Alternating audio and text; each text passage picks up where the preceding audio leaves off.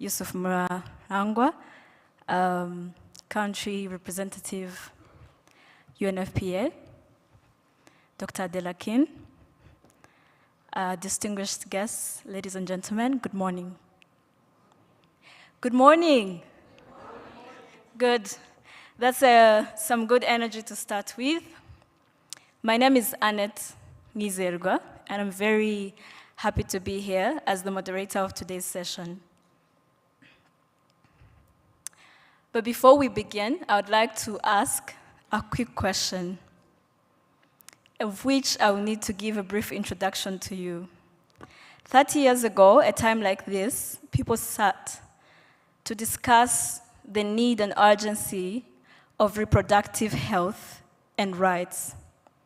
And when they sat back then, they were moving from population control to a time like this where people are empowered to make their own choices about their bodies and to have rights advanced as much as possible. And today, we are here to accelerate the cause, to advance with a journey that was started in 1994 in Cairo. So welcome to today's session. This is a youth dialogue, and I'm expecting as much energy as possible. I was about to say that I've been quarantined to stay here by the production team, but I would like to actually move some time, a few minutes from now, so if you cheer me on as the audience, I'll definitely do. Am I expecting that from you? Thank you. Unless you want me to stick here, otherwise I will definitely at some point move to around so that everyone can clearly see me. A brief introduction about me. Like I said, my name is Annette Ngizerwa, and I specialize in sexual and reproductive health. As an ICPD champion myself, I'm very privileged to chair this meeting in terms of moderation. We have very many speakers along the day, and we'll see a panel as well. And I would like to welcome the first speaker, but before I do, my question is now.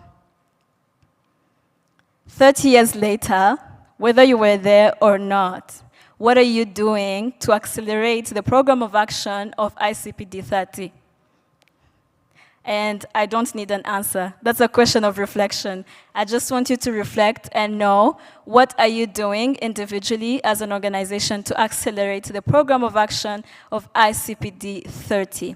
So, ladies and gentlemen, without further ado, I would like to welcome our first speaker, who is going to give us welcome remarks, and that's the representative chairperson of Afrian Rwanda, Patience Iribagiza.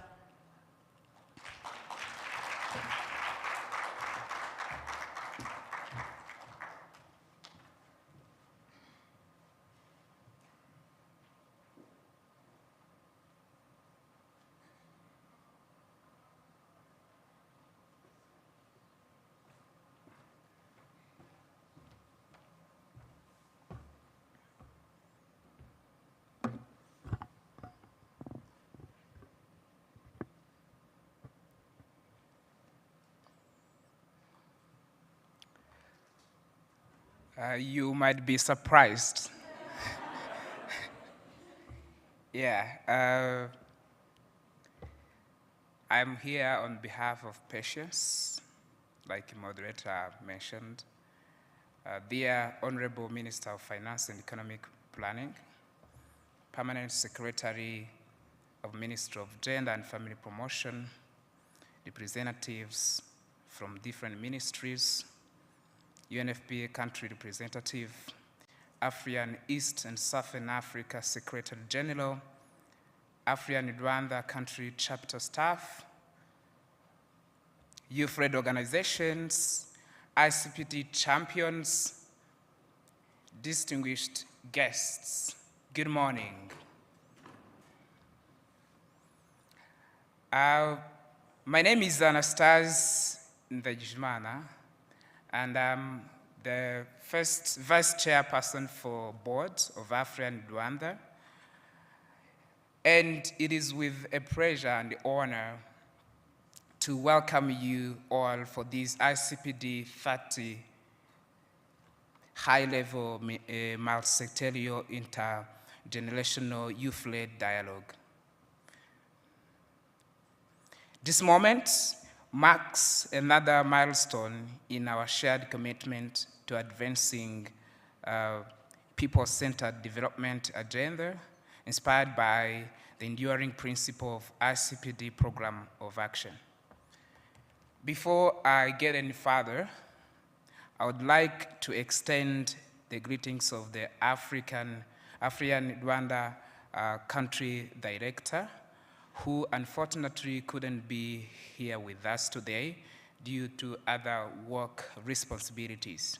He sent his best wishes for successful dialogue and his support for the incredible work we are doing here today. 30 years ago in Cairo, the world took up a transformative vision, one that placed human rights, gender equality, and sustainable development at the heart of global progress. Today, as we reflect on the journey so far, we recognize the incredible progress we've made, yet remain conscious of the gaps that still lie ahead. The youth of today are not just the readers of tomorrow. We are the bearers of the present. Our voices, ideas, and actions are central to shaping inclusive policies and sustainable solutions. Through outcomes of the Global Youth Dialogue in Cotonou and the context within our Rwandan narrative, we see a future full of possibilities, a future where young people are empowered to own their bodies, bodily autonomy, fulfill their aspirations, and inspire transformative change. This dialogue serves more than a meeting of minds. It is a proof to Rwanda's commitment to championing intergenerational collaboration, ensuring that youth participation in both meaningful, inclusive, and impactful can be ensured. Collectively, we aim to move beyond discussions to actionable steps and actions, solutions that align with our national development goals and the broader 2030 agenda for sustainable development. I invite all of you here in the room to engage deeply in today's discussions. Share your thoughts, your insights, and challenge assumptions, as well as collaborating on crafting a roadmap that will leave an unforgettable mark on our collective future. Thank you for accepting our invitation and for the energy you bring to this official course and critical moment. Let us make today not just a dialogue, but a collaboration of unity, purpose, and progress. Thank you.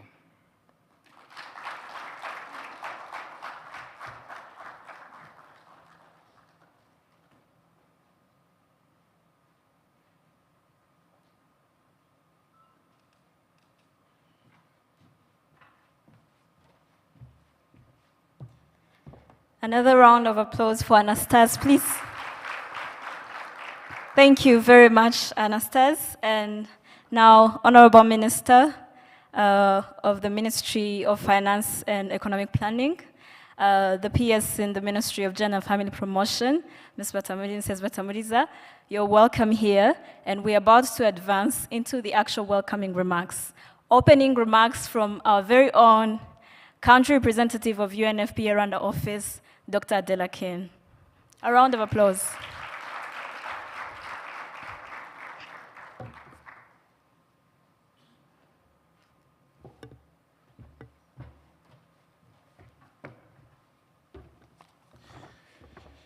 Honorable Minister of Finance and Economic Planning, Mr. Yusuf Murangwa, my friend and brother, thank you for coming.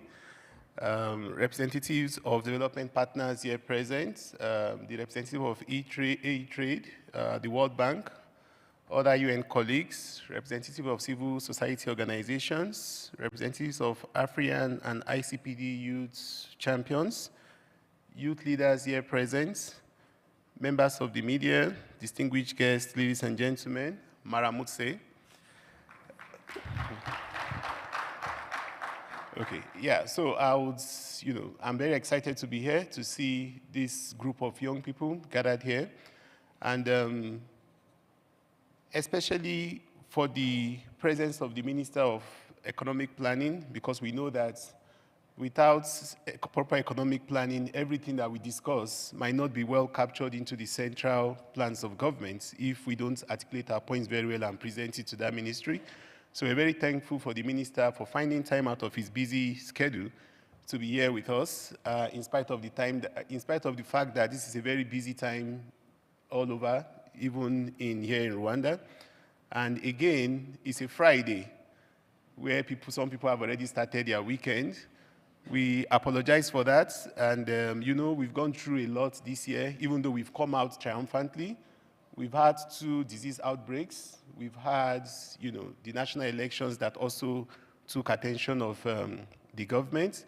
So we're happy that this is happening because we made the decision that we need to make this happen because we believe this conversation to hear the voice of young people and to hear what the progresses they've made and the challenges they are facing is very important, not only for us that work in the civil society sector, also for governments as well that are the duty bearers for us.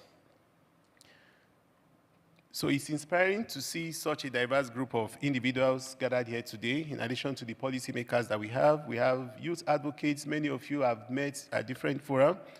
I'm happy to have our friends from the private sector also present here today and some of our UN colleagues. It also shows that we are all committed to the ICPD agenda.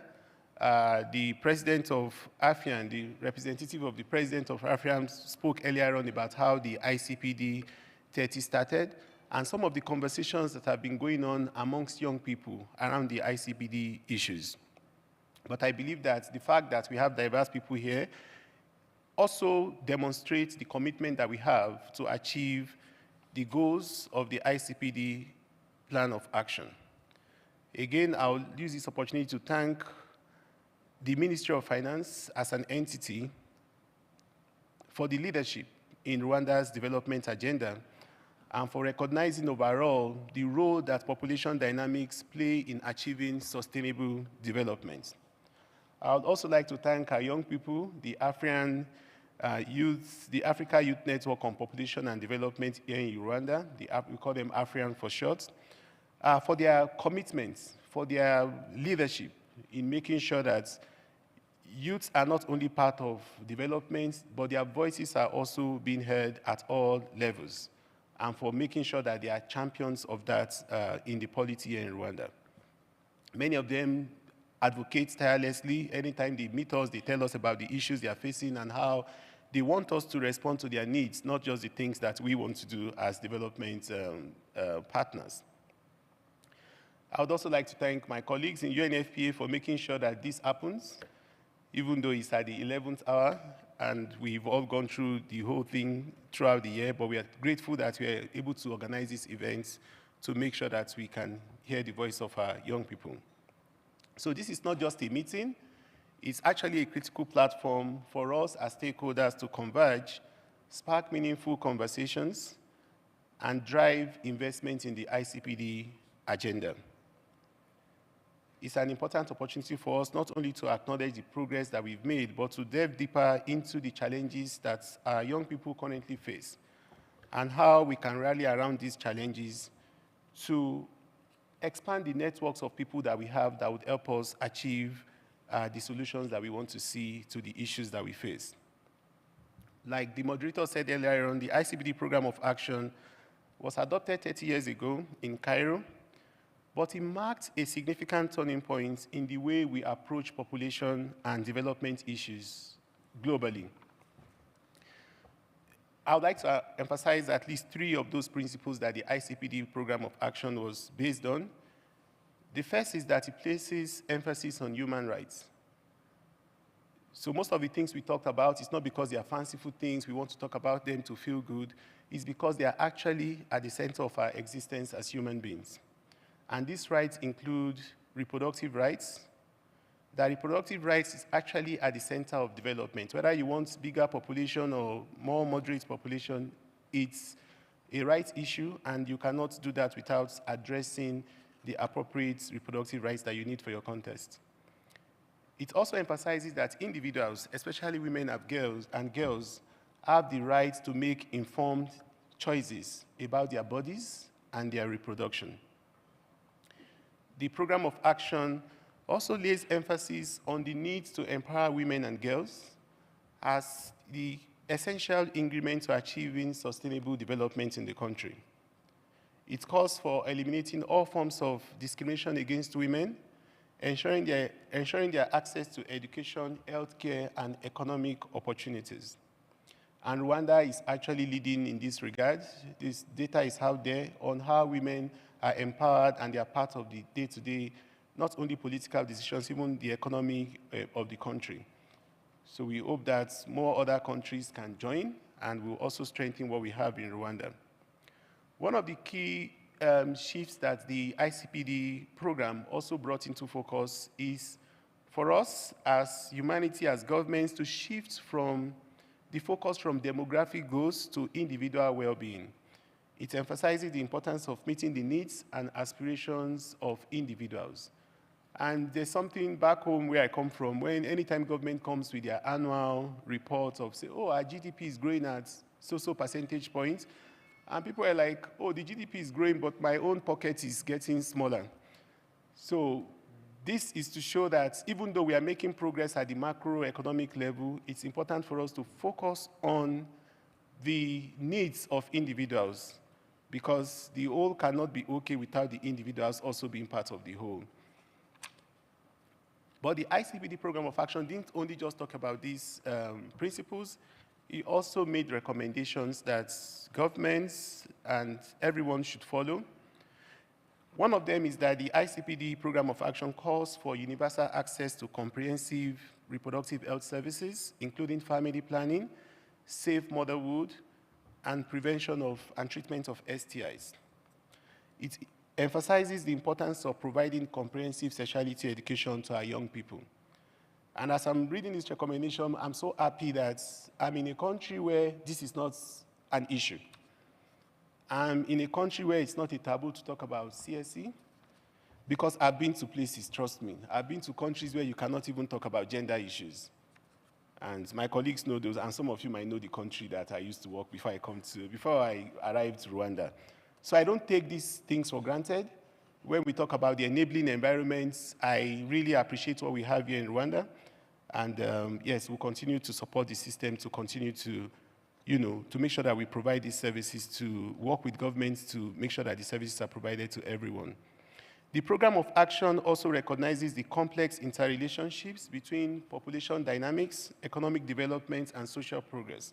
And it calls for integrating population's concerns into all aspects of development planning. And that's why you see our honorable minister here, sitting right with us, even in spite of his busy schedule, is that recognition that that complexity and interrelationship that exists within population dynamics and economic development needs to be worked, not just talked about. The program of action also addresses a range of population-related challenges, including poverty, gender inequality, adolescent health, and environmental degradation and migration. The ICPD program of action continues to be a framework for achieving sustainable development. It provides a roadmap for creating a world where all individuals have the opportunity to reach their full potential and live with dignity and respect.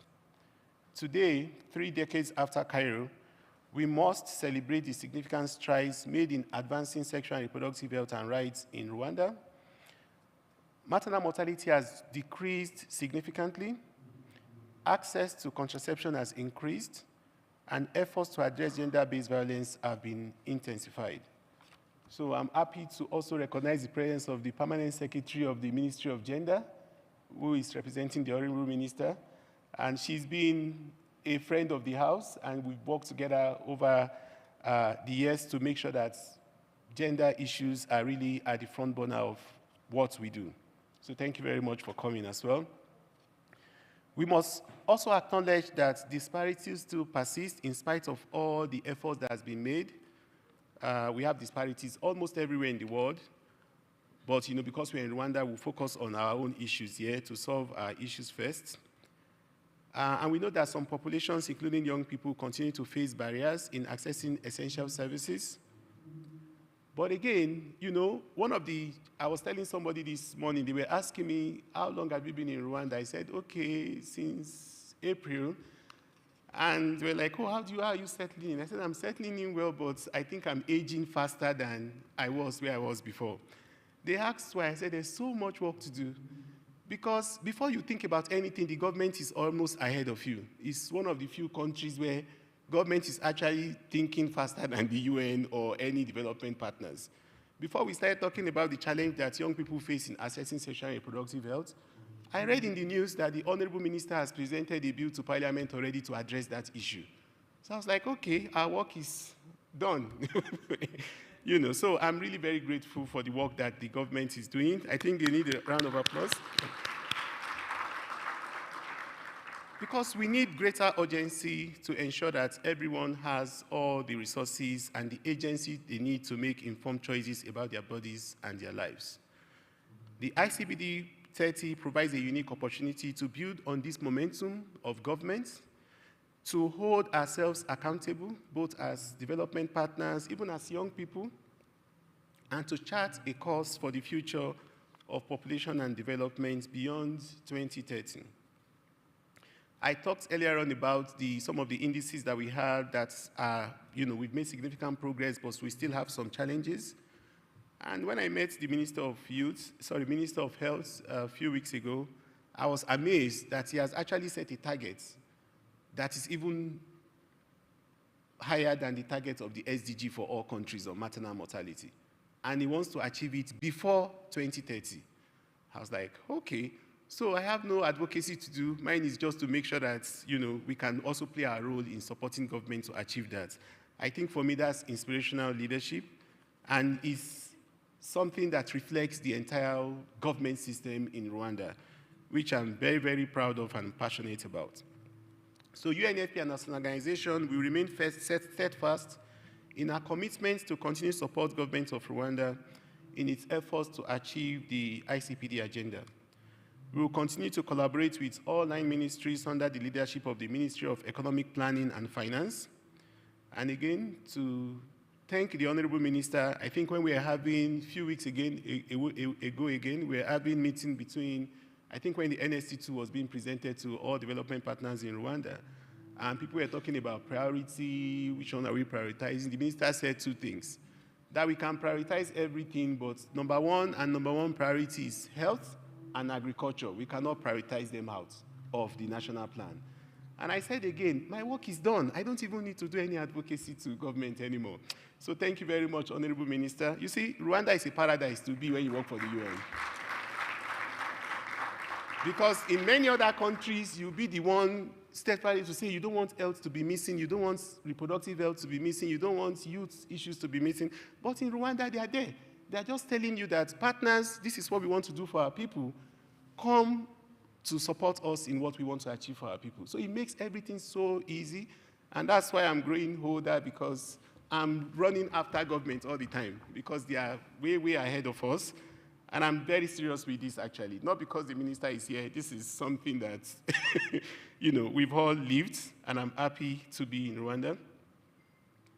So we recognize the determination of the Ministry of Economic Planning to support the strengthening of statistical systems that would help to inform policies and programs, and further also enhancing our national health system, which includes expanding access to quality sexual and reproductive health services, empowering young people, and to make them to reach their full potentials. We are dedicated to working hand in hand with AFRIAN as well, which is the umbrella organization for youth organizations that work in population and development in Rwanda, to ensure that your voices are heard and your needs are met, working with other stakeholders. In closing, I want to also appreciate again express my deepest appreciation to the government of Rwanda and all partners for their unwavering commitments to this critical agenda. By working together with shared purpose and determination, we can create a Rwanda where every individual has the power and agency to make informed choices about their bodies, their lives, and their futures for their own benefits, and of course, for the benefits of the whole nation. I wish us all a fruitful dialogue today. Murakoze Chani. Thank you.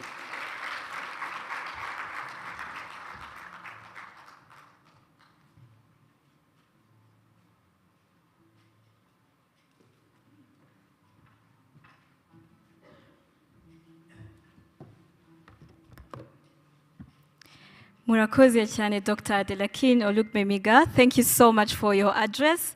And ladies and gentlemen, I would like to also remind everyone in the room that we have a youthful audience of ICPD champions, cohort 1 and cohort 2. Can I have some sign of presence?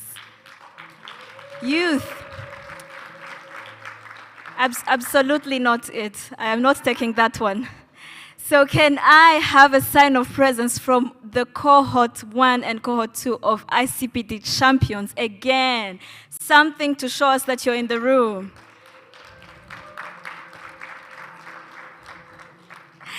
Murakoze cyane, ngira ngo turacyashonje bamwe muri twebwe, ariko nagira ngo nanone mbakire mbabwira ko muhawe ikaze ku bantu baturutse mu turere dutandukanye, Huye, Burera, Gatsibo, Bugesera n'utundi turabakiriye cyane. Ku bantu bashobora ko batumva icyongereza babwiyeho gatoya kugira ngo mwumve ko muhawe ikaze namwe. I was basically welcoming people who might not be fully understanding English, but telling them that they are fully welcome, and maybe if you have interpreters by your side, they will help you. Now, can I say it again before I welcome our guest of honor in a bit? I want to hear the energy of a youthful audience. Welcome, ICPD champions. Yes, much better. It looks like everyone was waiting for me to speak Kinyarwanda to get the energy on. Yes, thank you very much for the energy. Now, ladies and gentlemen, without further ado, to emphasize the commitment and determination, of the government of Rwanda, as mentioned earlier by Dr. Adelakin, I would like to welcome our guest of honor, the Honorable Minister of Finance and Economic Planning, Honorable Yusuf Murangwa. You're welcome on the stage, Honorable. A round of applause as he joins the stage. Thank you, Honorable. You're welcome to the stage.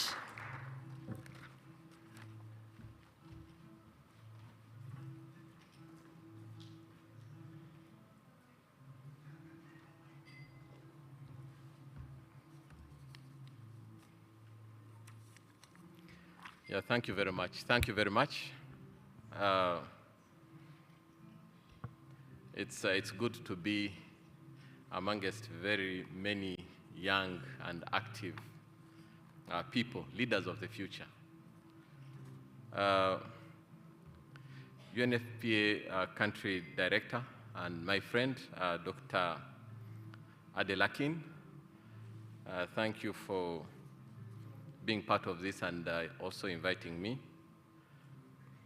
The country director of AFRIAN Rwanda and the gentleman representing her,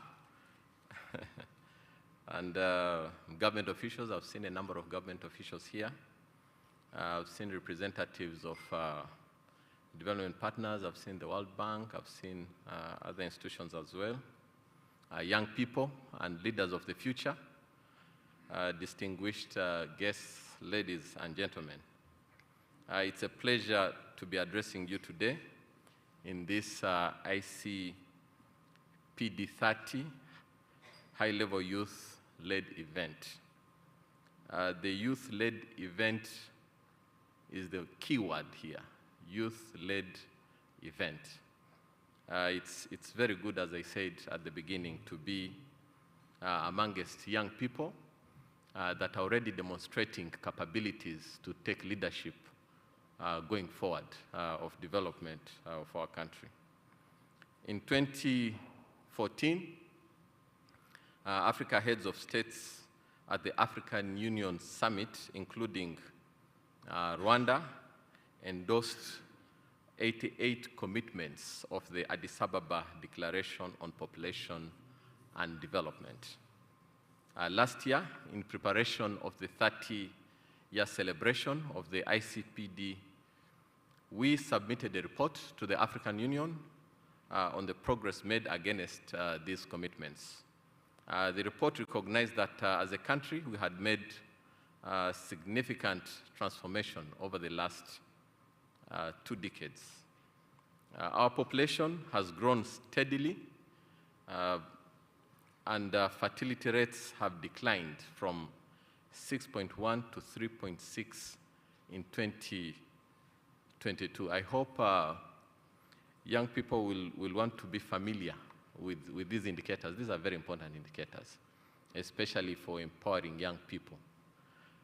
Child and infant mortality rates have decreased significantly, with under 5 mortality dropping to 45 in 2020, and life expectancy getting to almost 70 years by now. Life expectancy is also a very key indicator. And child and infant mortality are also extremely important. I would appreciate a lot if over the next couple of years, because you'll be the leaders of tomorrow, if you familiarize yourselves very much with these indicators. We've had significant strides in education. Most of you here are educated. That is very good. Achieving gender parity, it's good to see that young ladies are many in this room, including young gentlemen. I can see very good gentlemen here. And we have made progress in women empowerment. A doctor, representative of UNFPA said, some things we take for granted in Rwanda. We shouldn't be taking these things for granted. In other countries, some countries, you can't even talk about gender, let alone gender equality. Talking about gender in some countries, it's very complicated. But here we have very high level representativity of women in positions of decision making, including our parliament, where 63.7% are women in the Chamber of Deputies, and 53.8% of senators in Rwanda are women. Our economy has grown steadily over the last 2 decades, on average 8%. This is also very significant, and this has led to a lot of poverty reduction. Access to improved drinking water has increased to 82.3% by 2022, and households with access to electricity have increased to around close to 79%. I remember in 2020, access to electricity in the whole of Rwanda was 1%, around 1-2%. Most of you are very young at that age. I don't know whether you remember that. But 1% access to electricity is very low. Now you can't even imagine being in a house without electricity. While we are proud of the progress and achievements, we are very cautious. We are very cautious that the journey is far from over. Especially young people, when you look at what you're trying to aspire to, we can appreciate that the journey ahead is still very long. But we are also committed and confident that working together, we can continue to make progress, sustain, and even multiply by many times the achievements that we've had in the past. Our commitment, our commitment to achieving the ambitious development aspirations of Rwanda in Vision 2050 is unwavering, and this commitment translates into our goal of progressing towards a Rwanda where every citizen has the opportunity to reach their full potential. Young people have a lot of potential. And depending on what the government does overall and what you do specifically as a person, we can reach our full potential. We can reach our full potential. And hence, in Vision 2050, our first pillar is human development. When you look at Vision 2050, the first pillar is human development. And harnessing the demographic dividend is fundamental to our journey towards Vision 2050. Another important word is demographic dividend. It would also be good if you familiarize yourself with that statement. It's very important. Rwanda has a large youthful population with a median age of 20 years. Median age of 20 years means that almost 50% of Rwandans are less than 20 years. That is also very important. Population under 15 years represents around 37% of the population, and those under 24 years constitute almost 60% of the population. Many of you here could be less than 24 years. And the current age structure, reflects the ongoing demographic transition marked by a shift from high to low birth and death rate. Vision 2050 is therefore very much about Rwanda's youth, both as beneficiaries and as the engines of any progress and development to achieve. I'll repeat this. Rwanda's Vision 2050 is therefore much about Rwanda's youth. Whatever we are doing is about youth. As beneficiaries, but also as key players in 2050 vision. So we are counting on you as a country to achieve 2050. Our commitment to the ICPD agenda is deeply embedded in the recently endorsed National Strategy for Transformation. And this strategy has prioritized, one, creating 1.25 million decent jobs. I know young people are looking forward to get jobs. And not only to get jobs, but to get good jobs that are decent. So one of our main commitments is creating 1.25 million decent jobs with a particular emphasis on youth and women. And to foster economic empowerment and reduce poverty. Making progress towards eradicating stunting and improving the quality of education to equip our young generation with the skills and knowledge necessary to thrive in a rapidly evolving world. And enhancing public service delivery to ensure that all citizens have access to essential services of high quality in all areas, investing in people, especially investing in young people, ensuring access to sexual and reproductive health and rights, and achieving gender equality.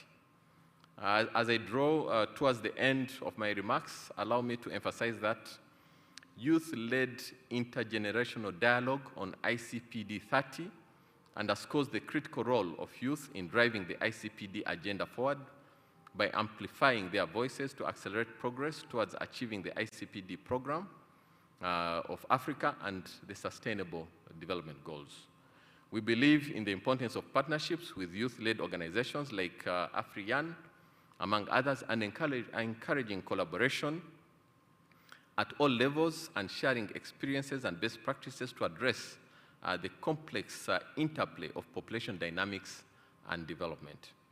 Our goal today is to galvanize action, reaffirm our commitment to the principles of ICPD program of action, and amplify the voices of young change makers, which all of you are, young change makers who are actively shaping a brighter, more inclusive future for Rwanda and holding us accountable in that process.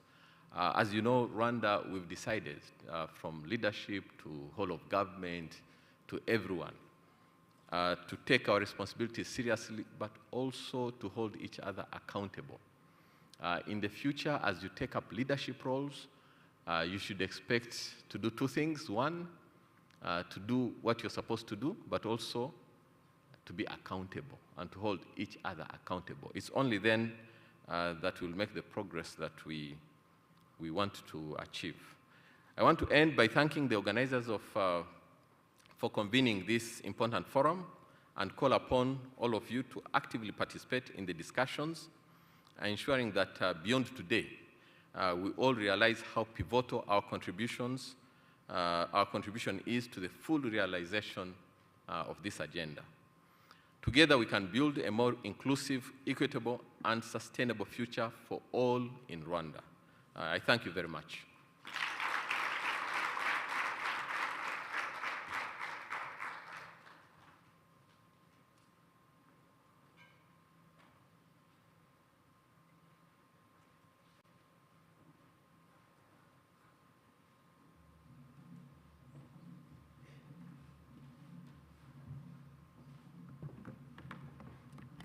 Thank you, Honorable Minister. And as you say that you count on us, we're also very proud that to be in leadership of honorable ministers like you. And for that, we want to show you that we are very committed to take this on. And I want young people to affirm my statement by giving me some energy. I'll be welcoming. Yes, nice. Thank you. I've been waiting for that to smile since morning. That's all I've been waiting for. Thank you very much. I want to recognize the champions from different districts. And when I say your district, you simply say ICPD30. Okay? Got it? And if you're not a young person as well and you feel like you want to channel in, it's okay. Yeah, yeah, it's fine. You know, if I say a district that you either like or relate to or come from, that's okay. Can we hear some noise from Karongi? ICPD30! Yes, amazing. Thank you, Karongi team. Can we hear ICPD30 from Huye district? Huye? Do we have anyone in the room? Oh, ICPD30. Thank you very much, Huye. Burera district, ICPD30. Oh yeah, I see some people, when I say Burera or Huye, they're like, yeah, we're here. Yes. The diplomacy is on another level. It's okay, we'll say ICPD30, that's all. We have a few more. Rwamagana, please. ICPD30, yes, thank you. I see people, unfortunately for people sitting, I think you can't see the other participants in the audience, but as I'm standing here, I see people waving, so thank you very much for joining us, Rwamagana. And Kamonyi, please. ICPD30? Do we have anyone from Kamonyi? I am. You know, nationalities, do you know how many citizenship you can have? Generally speaking, do you know how many citizenships you can have? 2, according to, in Rwanda? Well, I identify as someone who comes from Kamonyi. Now, a round of applause to the Kamonyi team. Now, I'm going to call three cities, Musanze, Nyamata, and Kigali City, all at once. ICPD30. Beautiful. Thank you very much. I don't know if it's the energy of the Musanze city that, you know, yes. Thank you very much, Musanze, Kamonyi, and every other districts that I mentioned. And ladies and gentlemen, to allow us to settle in before we have an entertainment slot, we're going to have a group picture, and I would like us to sit back relaxed after the group picture as we be entertained, also enjoy the performance of young people from Atubuhanzi. But before we get there, I would like for us to be set for a group picture, And I would like to request our honorable guests, including the guest of honor of today, Honorable Minister, to be joining us on stage. So I'll be calling a few people for a group picture at the front, and by that order, we will have several group pictures, and then we can get back to our seats. Are you ready for group pictures? No, you're not. Are you ready for group pictures? These group pictures get people jobs. Are you being serious here? Yeah, so allow me to welcome the ICPD champions that will be joined later with the minister, Honorable Minister. But before I request him to come, I would like to request the ICPD champions to join the stage real quick, please. Please join the stage real quick. Let's be as fast as we can. Muzi imbere dufate ifoto y'urwibutso. Mbere yuko Honorable Minister aza kubajoininga ndagira ngo mwihute.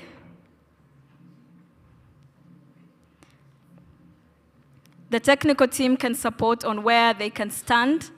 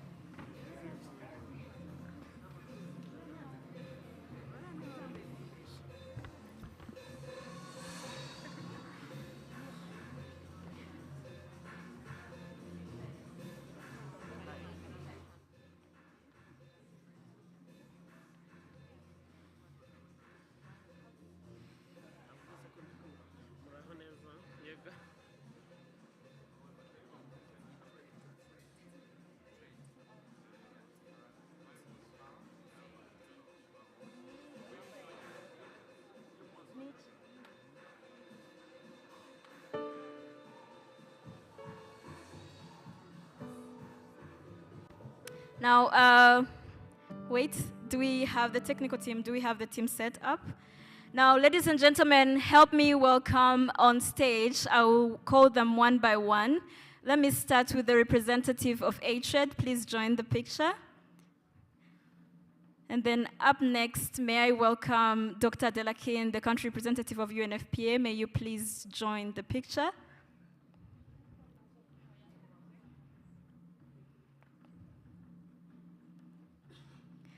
And then may I also call PS. And then finally, our guest of honor, the Honorable Minister, Honorable Yusuf. Please join the picture.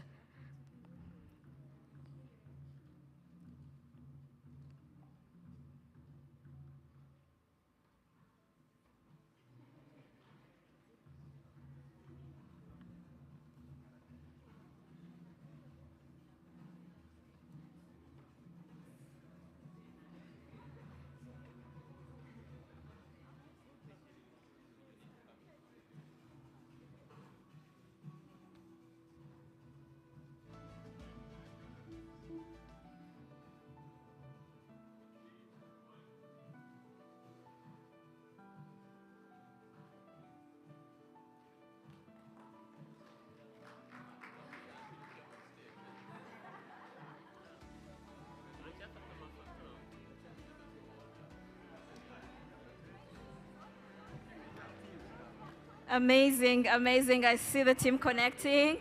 Thank you very much, Honorable Minister. Thank you, distinguished guests.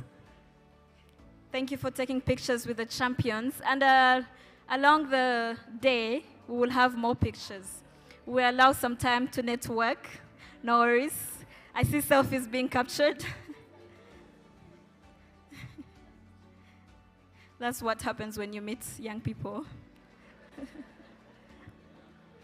Thank you, Honorable.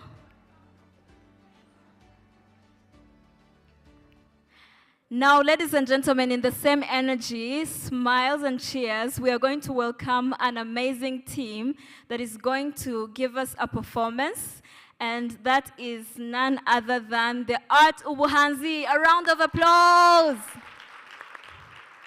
Art Ubuhanzi, do you agree with that applause? No, they don't. Let's welcome Art Ubuhanzi. Thank you. Better. Welcome.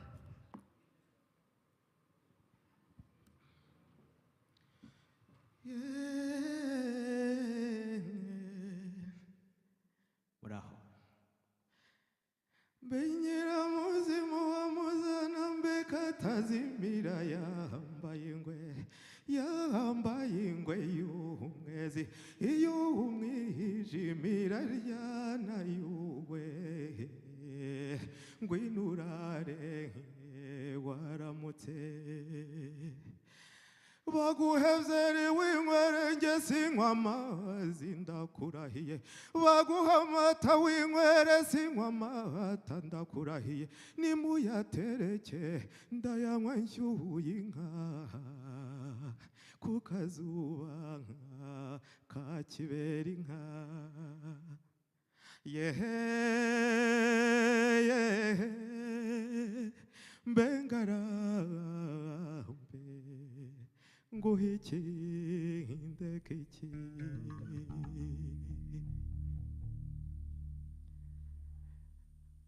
mukomeze muryoherwe reka dutara mu Rwanda murakabaho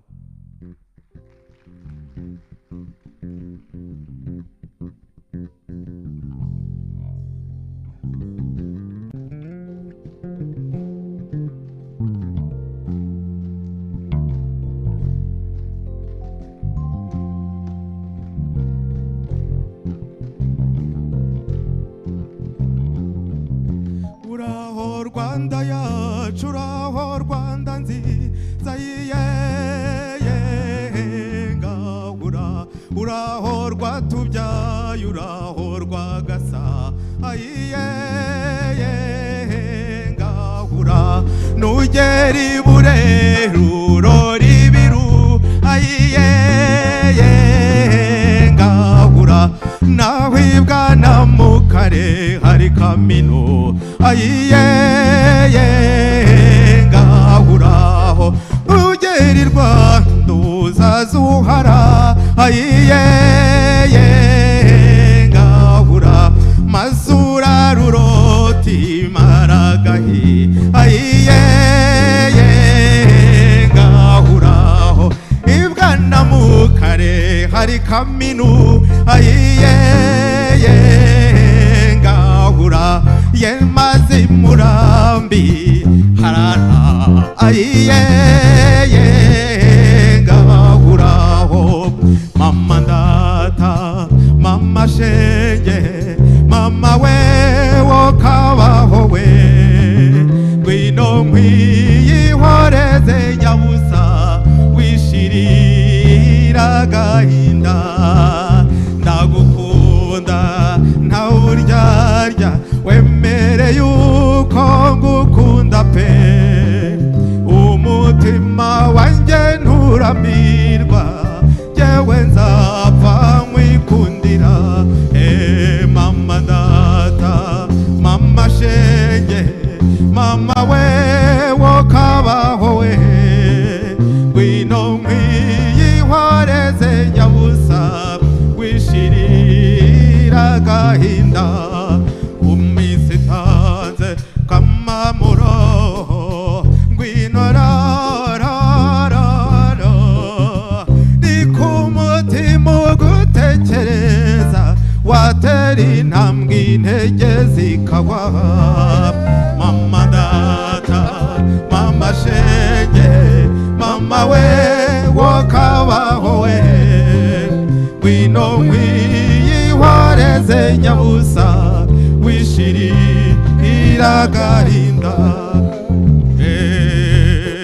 mareba temba wa maribori naramubonye agorora ikimero akebutsa ndebye ndoyicyo kibibi cyamubimbuye mu buranga kikamurangiza mu gituza kikamutembera mu mukondo numva inkongi ndemye mikobe ikibatsi kimpamya ni igicumbi tuze ni igicaniro cy'urukundo warugutwikamo rukakotsa ntunakanguke ngurwiku ukarwite igeza rugatwiku kumuririmbu ugashyuruhi anzu kumuririmbu ugashyuruhi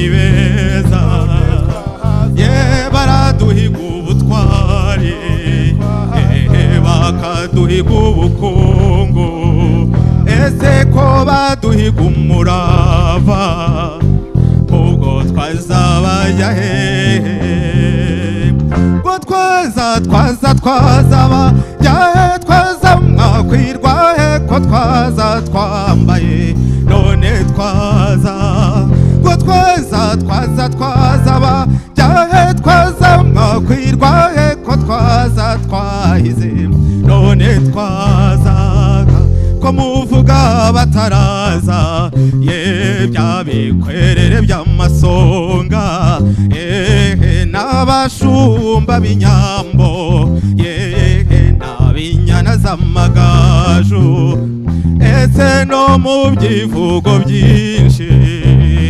n'amahamba amazina y'inka ngo twaza bajya twaza mwakwirwa he ko twaza twambaye none twaza ngo twaza bajya he twaza mwakwirwa he ko none twaza ngo twaza mwajya he twaza mwakwirwa he ko twaza twambaye none twaza ngo twaza mwajya he twaza mwakwirwa he ko twaza twahize none twaza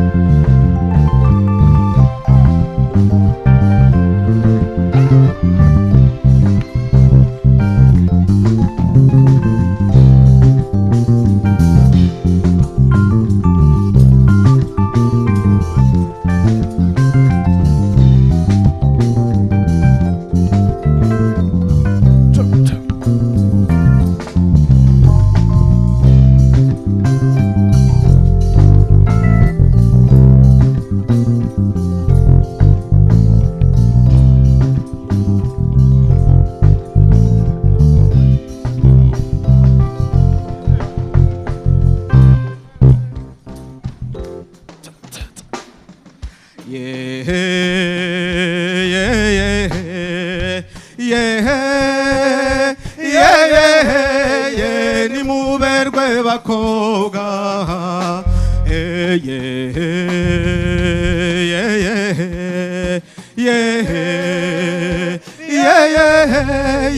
ni muberwe bakobwa nabakunze nkibabona ndabakumbura mbafite mbarota ijoro n'umunsi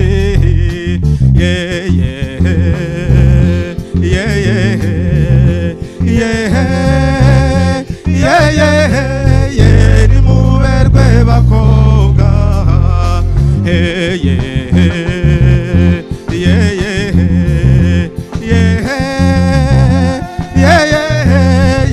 ni muberwe bakobwa abisoni mwisura we isuku igira isoko yemwese musani wanyu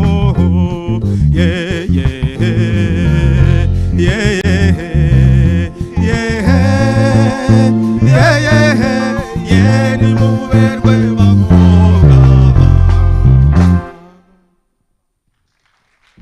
Murakoze. Uru ni u Rwanda ni mu ruhorane yemwe bana ye muri ku kirehe ye nimundebe munyitegereze ye nimunyobore ye genda bayoboza yengwe inzira nziza higana amataba aho ingo z'imigero ye n'inzu z'imihino ku abagore b'inzobe b'iminwa y'inziga indemarugamba intakwatangize yeko yangize we nk'igipfa mutima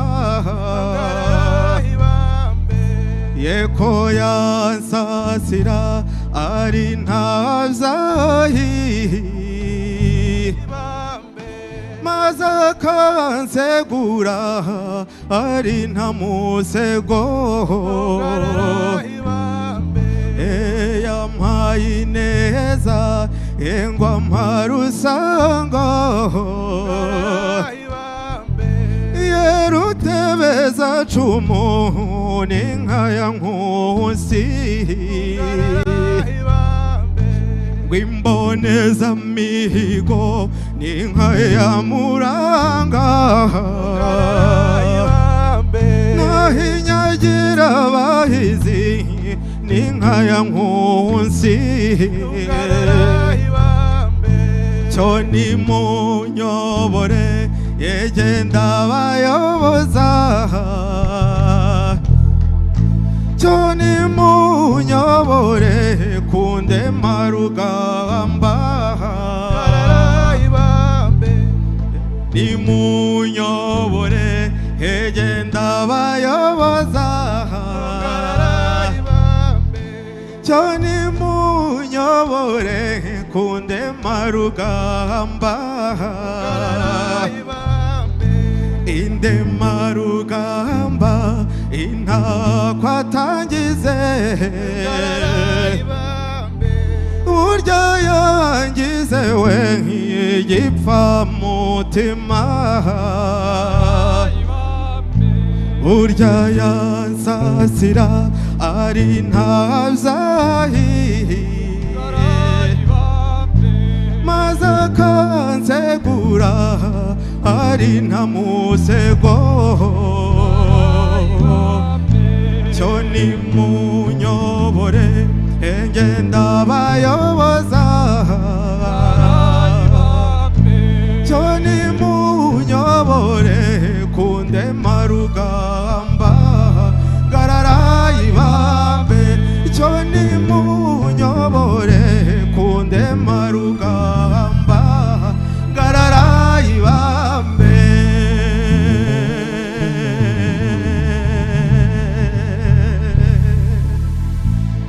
murakoze cyane.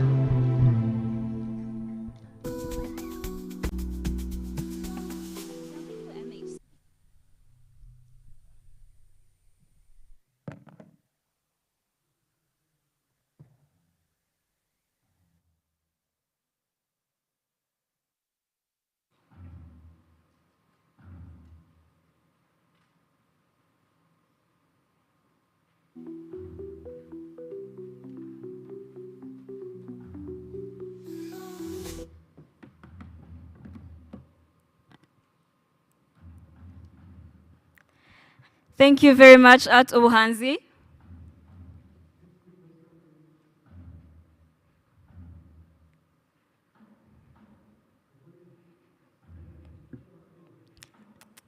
Perfect, thank you. Thank you very much, Art Obuhanzi. And would I please ask for another round of applause for them? That was an amazing performance, and if I was able to join them and dance or show you my moves, I would, but, you know, I'm not a very great dancer. You cannot have it all, you know? Yeah, I'm kidding. So up next, we have an amazing panel that will be moderated by our very own youth champion, also an ICPD champion as well. ICPD champions are on the move, right? ICPD champions, oh yeah! Thank you very much. I will welcome the moderator of the panel, and she will tell you more about the panel discussion. Her name is Keza Diana. Keza Diana is a passionate youth advocate, currently serving as an adolescent and youth engagement advisor at Health Development Initiative. with experience in capacity building, program coordination, and SRHR advocacy. She's dedicated to women's empowerment and strives to ensure inclusive and meaningful participation of the youth while advancing equitable policies and opportunities. Who is better to moderate this session than you, Keza Diana? Welcome on the stage with a warm round of applause to Keza.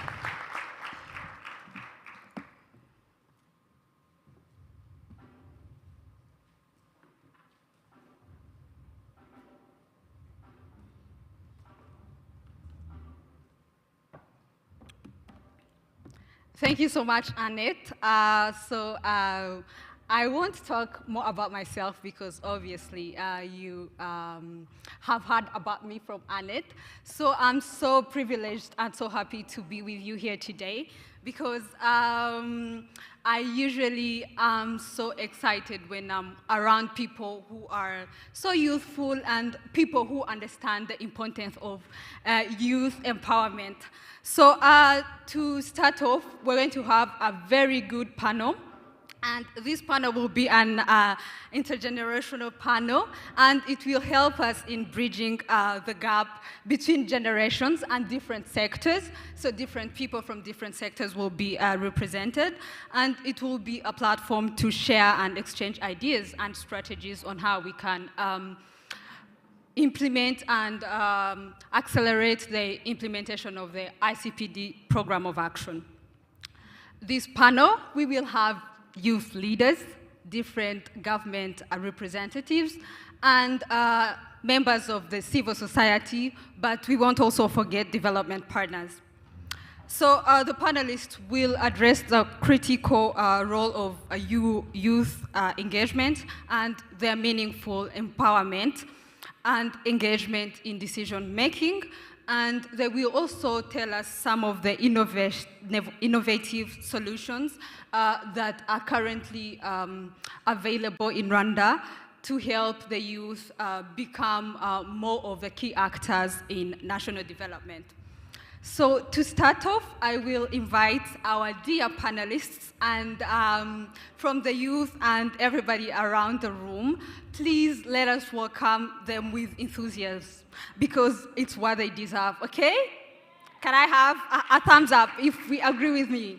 Great, so, but I've been hearing that we're the leaders of tomorrow and things around that, but let's be honest, right?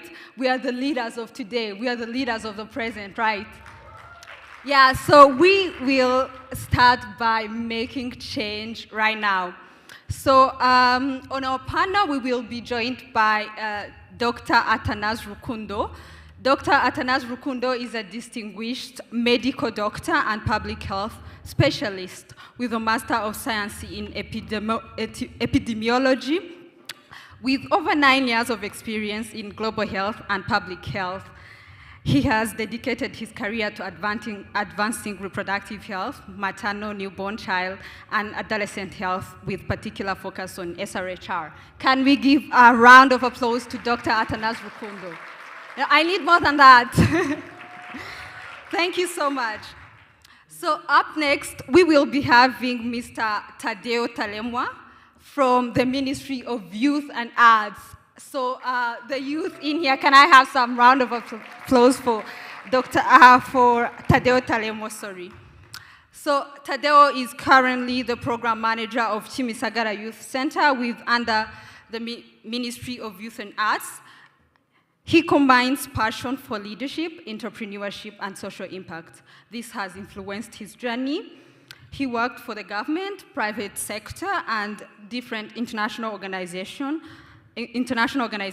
supporting the creation of jobs for the youth and providing government and support and encouragement in their journey towards success. So Tadeo is our person, young people in the room.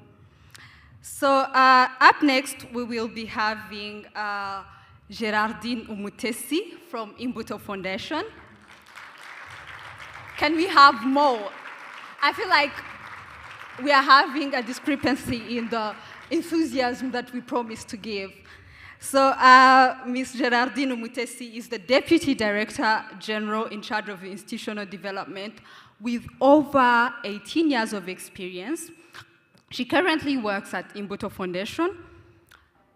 She has been a counselor for the Kigali Council and former board member of the Rwanda National Children Commission. And up next, we will be joined by Renata Telarico. And Renata, so as she comes, let's give her a round of applause. Till she's here, guys, till she's here. Yeah, so Renata is a dedicated advocate for public health and human rights. With over 15 years of experience at country and regional level, she's currently serving as the deputy representative and head of program at UNFPA Rwanda, a role she began in April 2003. Her early career involved invaluable experiences in academia with civil society organizations. Renata maintains an interest in research and has contributed to a number of peer-reviewed articles on human rights and ASRH and related areas. And last but definitely not least, can you see who we're missing on our panel? Anybody shout out somebody that is missing? I feel like there's something that we're missing. Remember, this is an intergenerational youth dialogue. ICPD champion, somebody said ICPD champion. So we're going to welcome our youth leader, Miss Alliance Stella Ishimwe, who is a young person. And she's already making waves. So wait till I tell you her bio. She's currently a program manager, she's currently a strategic advisor at the Rwanda Medical Supply and a current Rwanda FP30 Youth Focal Point. She's passionate about empowering young people and strives to create a world where their voices are heard and their potential is fully realized. So these are the panelists that we will be having a discussion today, and we will have an insightful discussion. And from here, we believe that we will know more about the ICPD, more about the role of the youth, and some of the innovative solutions that are currently being held, but also look towards the future. So can we have a round of applause to our panelists as they're all here? Thank you so much.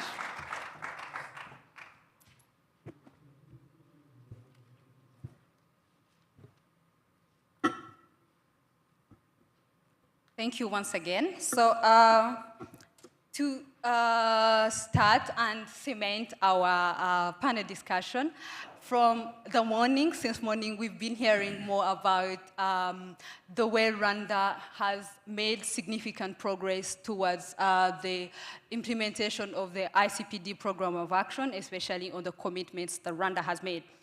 But at the center of this is the critical and the vision of inclusive and meaningful youth participation. So as a foundation of this panel discussion, I want to hear from everyone here on the panel, what do you understand when they talk about meaningful and inclusive youth participation? Thank you so much. So I think we'll start from here and go over the way.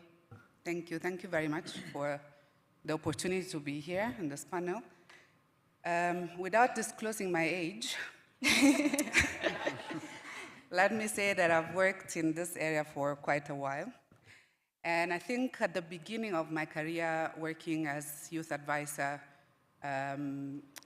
we talked about youth participation only. Meaningful came later. And so at that time, we were just happy when young people were sitting at the table. That was already an achievement, because young people were not sitting at the table. Young people were not considered at all in any discussion related to young people. That was the interesting part. And then later on, we thought, no, enough is enough. We shouldn't just, and at that time, I was young myself, by the way. And we said, no, it's not enough for them to have a seat at the table. Those voices need to be heard. And they need to be central to everything that needs to be done that has to do with young people and relates to the life of young people. So that's what meaningful participation is. But I want to add that beyond having a seat at the table and being heard and having a chance to be heard, I think it's important also to give back to the constituencies. Youth participation is like democracy. You represent someone. And it's important that as young leaders have the chance to sit at the table, speak, and be heard, they also go back to their constituencies that do not have that opportunity and let all the young people they represent know what has happened and how they've represented them, but also they need to hear from them on what exactly needs to be said. So it's both ways. It's the right to sit at the table, but also is the responsibility to bring the voices of their constituencies up to that table. Thank you so much.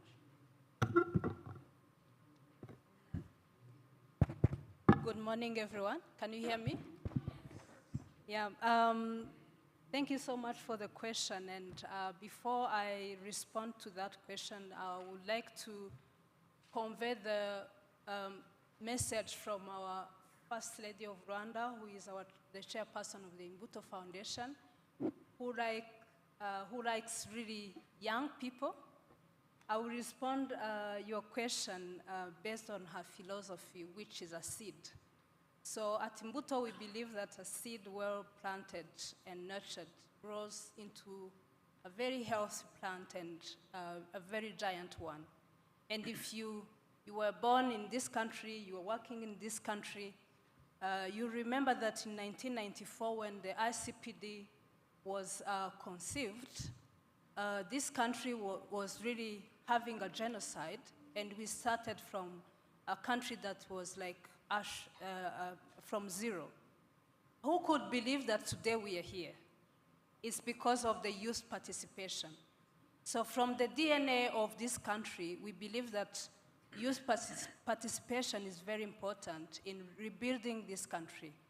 And allow me also to share my thoughts and Imbuto Foundation's thought when it comes to youth participation. We believe that it really resides in three key words: engage, educate, and empower.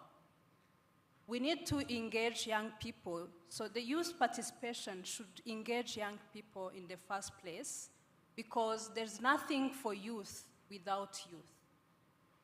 And you need to educate young people because the information, these souls need really to be educated, to get information, to know what is going on when they are growing up, but also to be educated on how do you take informed decisions. But they can't be there as an idol in a community or in the national development. They have to empower also their peers to take the informed decisions, but also to take part and meaningfully participation and taking part in the process of rebuilding a nation, in the process of driving regional and international goals. Thank you so much. Thank you, moderator. Yeah, regarding your question, to me, I perceive as meaningful youth participation as it should involve empowering young individuals with ideas and voices, and then so that they can create ideas that impact their lives straight away. So it is, like my fellow partners have mentioned it, we need to involve youth in every plan, in every policy that we create. So they have to be involved from the grassroots level and up to the top level. And I'm happy that our government has really instituted that. There are structures in place where we have youth representatives from the cell level, sector, district, up to the provincial level. We have what we call the National Youth Council, and this is the meaningful participation of youth right away from the grassroots level to decision-making tables like we are seated here. Thank you so much. Yeah, thank you so much for the good question. My predecessors has already made it easier for me to answer the question, but I would really say that meaningful youth engagement would mean an inclusive partnership between adolescents, youth, and adults, where the skills of young people, their strength, or any other attribution that they have that could contribute to improving. Is it a project? Is it maybe these healthcare services we are talking about? So having that partnership that is inclusive and mutual, again, also respectful between these adults and youth would be a meaningful youth participation. And making sure that you are not taking youth as they used to say that it's a token you've given them. It's like a representation. They also have to play their role. So simply, that's how I perceive meaningful youth engagement. Thank you.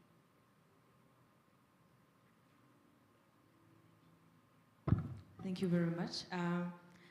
The trouble of speaking last is everyone has mentioned everything you wanted to say, but I would add on everything that my fellow panelists have mentioned, that meaningful youth participation and inclusion begins by creating spaces that are actually inclusive for young people. And as Dr. Atanas just mentioned, it shouldn't be just a token, just because you're sitting on a table with the minister. That is not really meaningful engagement. Their voices should be heard and considered. But most importantly, I think this should also be a long-term commitment, not because UNFPA has given money today. It should be something we continuously do in every opportunity we get, every space we get. It should be in our plans. It should be something we consider on a regular basis. And lastly, I also would say that meaningful youth engagement is also a space to create genuine opportunities for young people. Not only trainings, as much as they're important, but also give them the means, give them the resources. People from the finance, we need money, things like that. And we need guidance on how to build. Thank you very much. And we need guidance on how to actually create something sustainable. And we know you've walked this road before us, so we are eager to learn from you, but we also need a space to show you that we are not just young, we're also capable. Thank you. Thank you so much to our wonderful panelists. So that was a really, I learned a lot. I hope everybody here is learning from what they're saying, from the meaningful and inclusive youth participation being more than just a representation, allowing them to also work and giving them space, but also capacity building, ensuring that they are well equipped and have the necessary resources and knowledge to actually carry out the work. So there was some really insightful answers. So to start with the major questions that are addressed to each individual, I would love to start with the Ministry of Health, Dr. Atanas Rukundo. So we know that the Ministry of Health is really doing tremendous work when it comes to youth-friendly SRHR services, and be it in equipping them, but also in different outreaches that are happening. But I would also like to know what is the Ministry of Health really doing to ensure that people that are marginalized and also from the rural areas are actually receiving comprehensive sexuality education, sexuality health services. And this is based on the fact that ICPD in itself is about comprehensivity of the SRHR services. So what is currently being done, and if there are any barriers to especially these marginalized and people who live in rural areas, what is being done to address these barriers? Thank you so much. Over to you. Yeah, thank you so much. We are doing everything we can to ensure that everyone has access to, to enjoy their rights, wherever they are. When you look at our, legal and policy framework that we have in the country, from the Constitution to any other maybe lowest level of maybe legal framework that you can, consider in their respective differences, whether it's a constitution, another law that is maybe minimal, a ministerial order, a guideline, we make sure that whatever we do, it's really inclusive, that we are not leaving anyone behind, despite all differences that you can have. Whether you are coming from maybe an economically disadvantaged family, whether you have you have disability, whether you come from any other maybe part of the country, we ensure that no one can be marginalized. So when you look at our legal and policy framework, that's what we have always strived for. And in the recent commitments, I remember in 2019 when we were sending the commitment, ICPD commitments, that at that time we were celebrating 25 years of ICPD. One of the commitments, I think commitment maybe number 2, was to really expand the legal policy and strategic framework, basing on the ones that are already in place, to make sure that everyone can access, healthcare services, including sexual reproductive health, without, any barrier. And this is what we continue to do. The UNFPA country representative have already made my work easier when he was mentioning that recently we presented a draft healthcare service law in the parliament, which was already passed, almost 100% for the, from the members of parliament, which shows the commitment that they have to make sure that, access to these healthcare services, including sexual reproductive health, is available for anyone. And one of the articles that was interesting, that also helps us to address some of the issues we've been facing, is about access to services. So we want to have, these conversations not only with these members of parliament, but also young people, to make sure that they fully participate. Their ideas be captured in these legal and policy frameworks that are being, formulated. So I would really encourage anyone to, be part of these discussions. This is something we continue to engage all of you, especially these young people who are in the loom and those who are outside the loom. Second, we want to make sure that, we make our health facilities accessible for everyone, make these services adolescent-friendly. We know when you go for these services, you find maybe other people lining there. You might, fear or have stigma receiving these services or requesting the services. So we want to make sure that we create, facilities that can accommodate the needs of young people at all levels of care, from hospitals to, down to the community health workers. Make sure that they have the package, they have the skills they need, and equipment to provide the service that are friendly to young people. We also want to continue working with different government institutions, including the Ministry of Education and other partners who are here. I'm glad that all of you who are here, IMTO Foundation, UNFPA, Prof and others have been working together to ensure that the comprehensive sexuality education in school is provided, and making sure that we provide that education that is, age appropriate, that is, culturally relevant, but also that is scientifically accurate, that provides, the right information, not really telling young people that when we were young, they used to tell us that when you ask where, how is the baby, born, they used to tell us that they come from the umbilical cord. Yeah. So again, you have to judge and see, this, adolescent that I'm telling this information, is it really at their age? So we want to make sure that we are providing them the information that is accurate. And we also have to make sure that these teachers who are providing the education, have the necessary skills and equipments. One of the study that was done when we were starting the comprehensive sexuality education, the baseline study, it revealed that around 62% of these adolescents who were asked in school, they reported that, they have never had any discussion with their parents about sexuality, which is really very worrisome. So one of the trusted sources they reported were the teachers, but the teachers were also coming from the same community, which is not really open to talk about these topics. So the teachers came in the first place.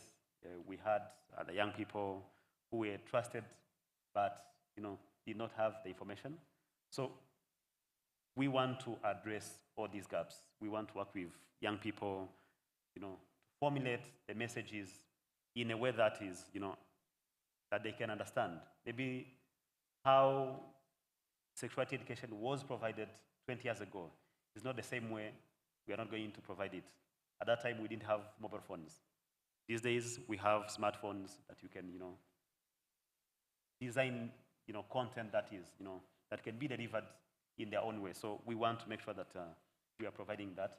We also want to continue engaging partners, and again, with the Honorable Minister who was here, with the commitment to, do or allocate more resources towards supporting, the development of young people. This is what we intend to continue doing, and of course, working with Ministry of Youth to make sure that these youth corners, centers that we have across the country, can also provide, healthcare services, not really going there for, playing. You also have to, it has to be comprehensive for everyone to access everything in one place. Yeah, maybe I can pause here to allow others to complement. Yeah, thank you. Thank you so much. That was really good. And personally, I really liked about how you talked, if we want it to be comprehensive, then it can't be done by one person. So I even counted, by the way. So not once, twice, but thrice, you talked about the importance of collaboration. So collaboration with different partners. And as youth, we all know that this is really important because we are different, we're diverse, we have different needs, and these, most of the times, when you look at the government level, they are from different institutions. So to our youth leader, Ms. Alliance, I would like to know more on how do you think that line ministries and different stakeholders of the government can work together to effectively address SRHR challenges for the youth, but also have there been this. Let this be your opportunity to shine and show us some of, per se, the success stories of collaborations that you've seen, and if there's any point or something that you think can be improved, please share. Thank you so much. Thank you very much, Diana. And I feel like Dr. Atanas has re-emphasized the need of collaboration. And we've seen that across different programs, especially the Comprehensive Sexuality Education Program. It brought together almost everyone who was working in, who had a hand in helping young people. There was the Ministry of Education, the Ministry of Health, the Ministry of Youth, Gender, MIGEPROF, everyone was there pitching in content and developing content, UNFPA, development agencies, youth-led organizations, civil societies, human rights organizations. So I feel like that was, it's a statement of collaboration that can work if we keep doing it well. And we've also seen some researches, especially I applaud the research that was done by UNFPA. It brought in something I had not seen before, data, people that needed data, and it showcased what we needed to see. Where is the problem, who has the problem, and how do we address the problem in different groups? So those are the things that I feel like have worked so far, and that could be continuously improved, by doing joint policies, frameworks, by having data systems that are shared and things like that. Also strengthening the intersectoral partnerships, and now it's not only about the government, but also non-government institutions pitching in to help young people.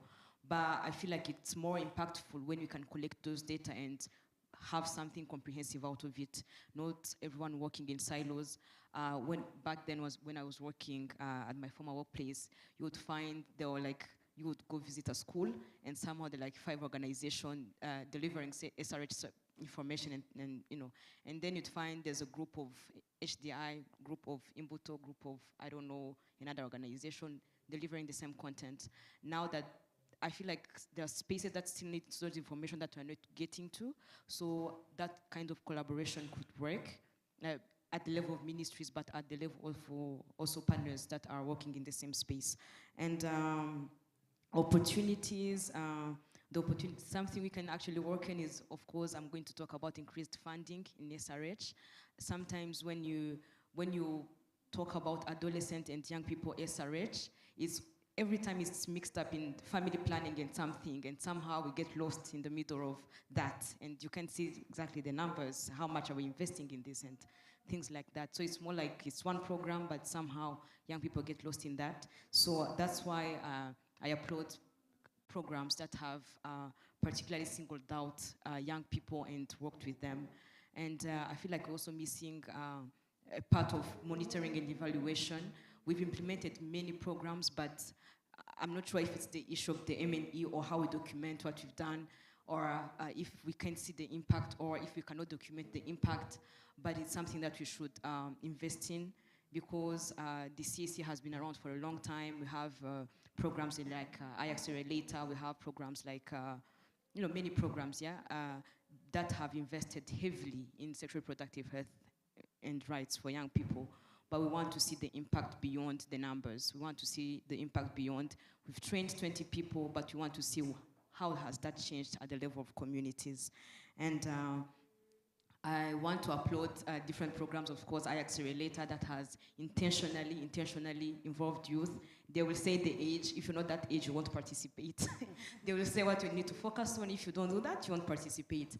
And the Hunger Pitch Fest, the SR Innovative Hunger Pitch Fest, that is also doing the work, amazing work around innovations and different young peoples that have developed. They've developed applications, they've developed programs, they've Urukundo game boards, games that young people can play and learn, and different versions of that.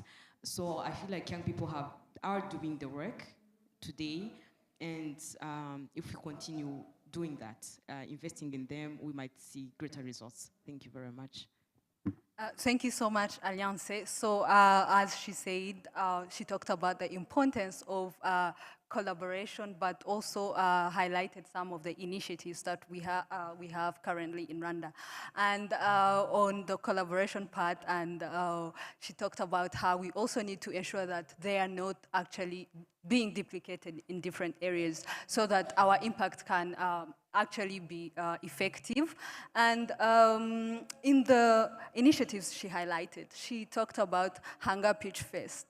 And this, I think that we can all agree that the leadership of the Ministry of Youth and Arts in Africa Youth Connect has really been good. So talking about Hunger Pitch Fest also brings me to the role of the Ministry of Youth and Arts. So I would like to hear from Mr. Tadeo, why did the Ministry of Health decide to integrate SRH into economic and empowerment programs? And you will also tell us about what the ministry is currently doing to ensure that young people who are entrepreneurs, but also innovators, are being given a chance to participate and showcase their innovations, especially in areas like SRHR. Thank you.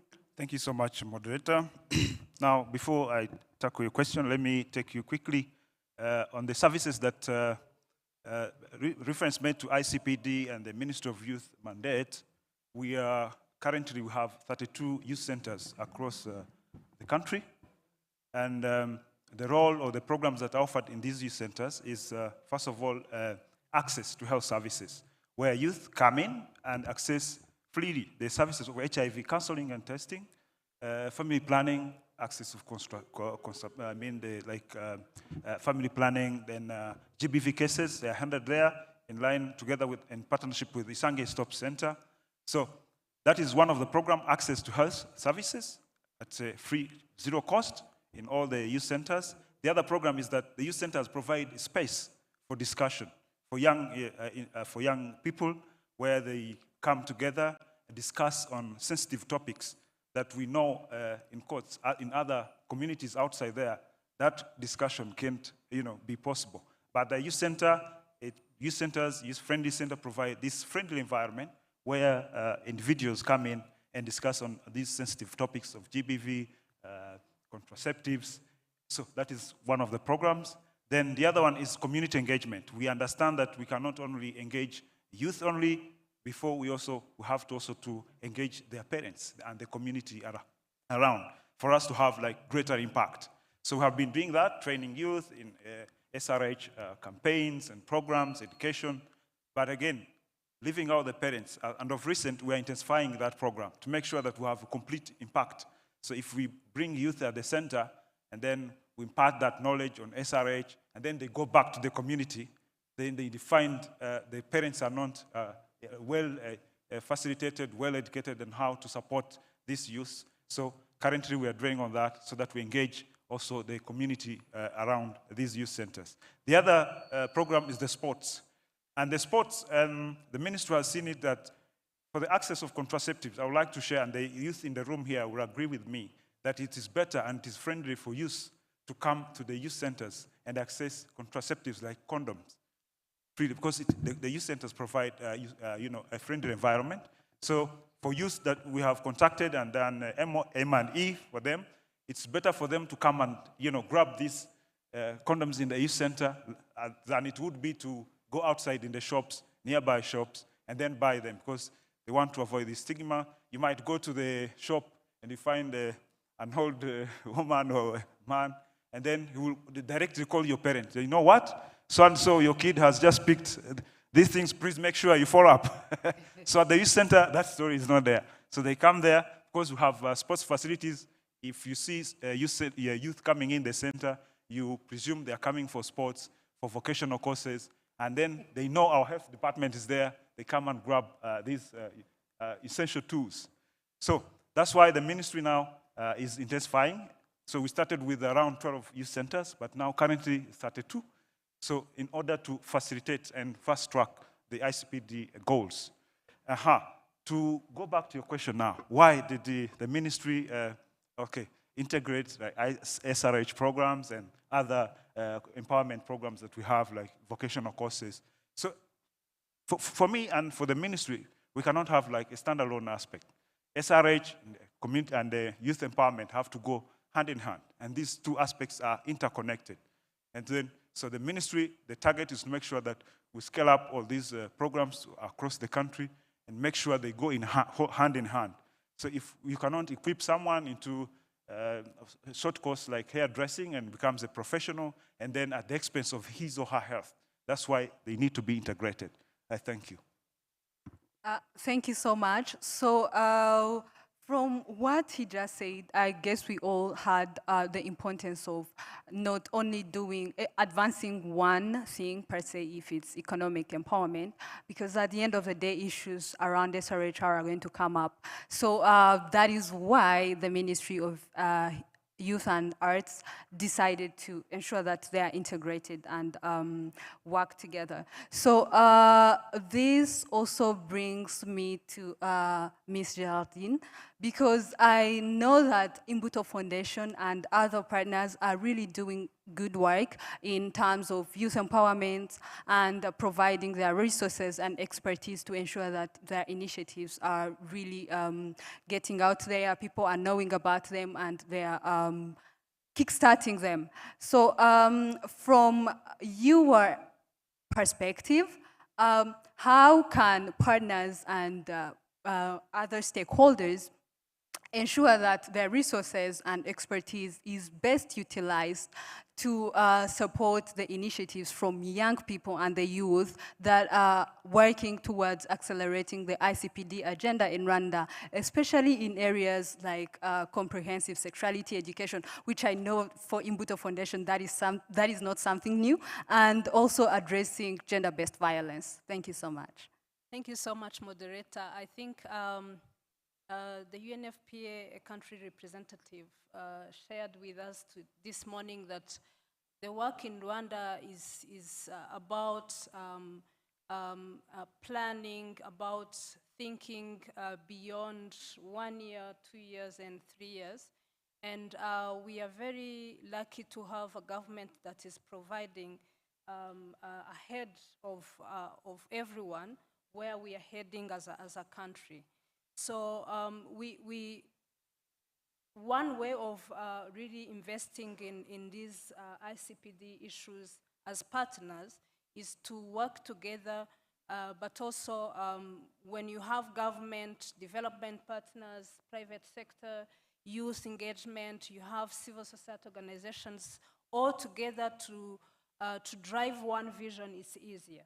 So that was, I think, a conducive environment to work in. So to use effectively the resources and expertise, I would share probably few things that we believe that can be very helpful. One is to contextualize or localizing the problems.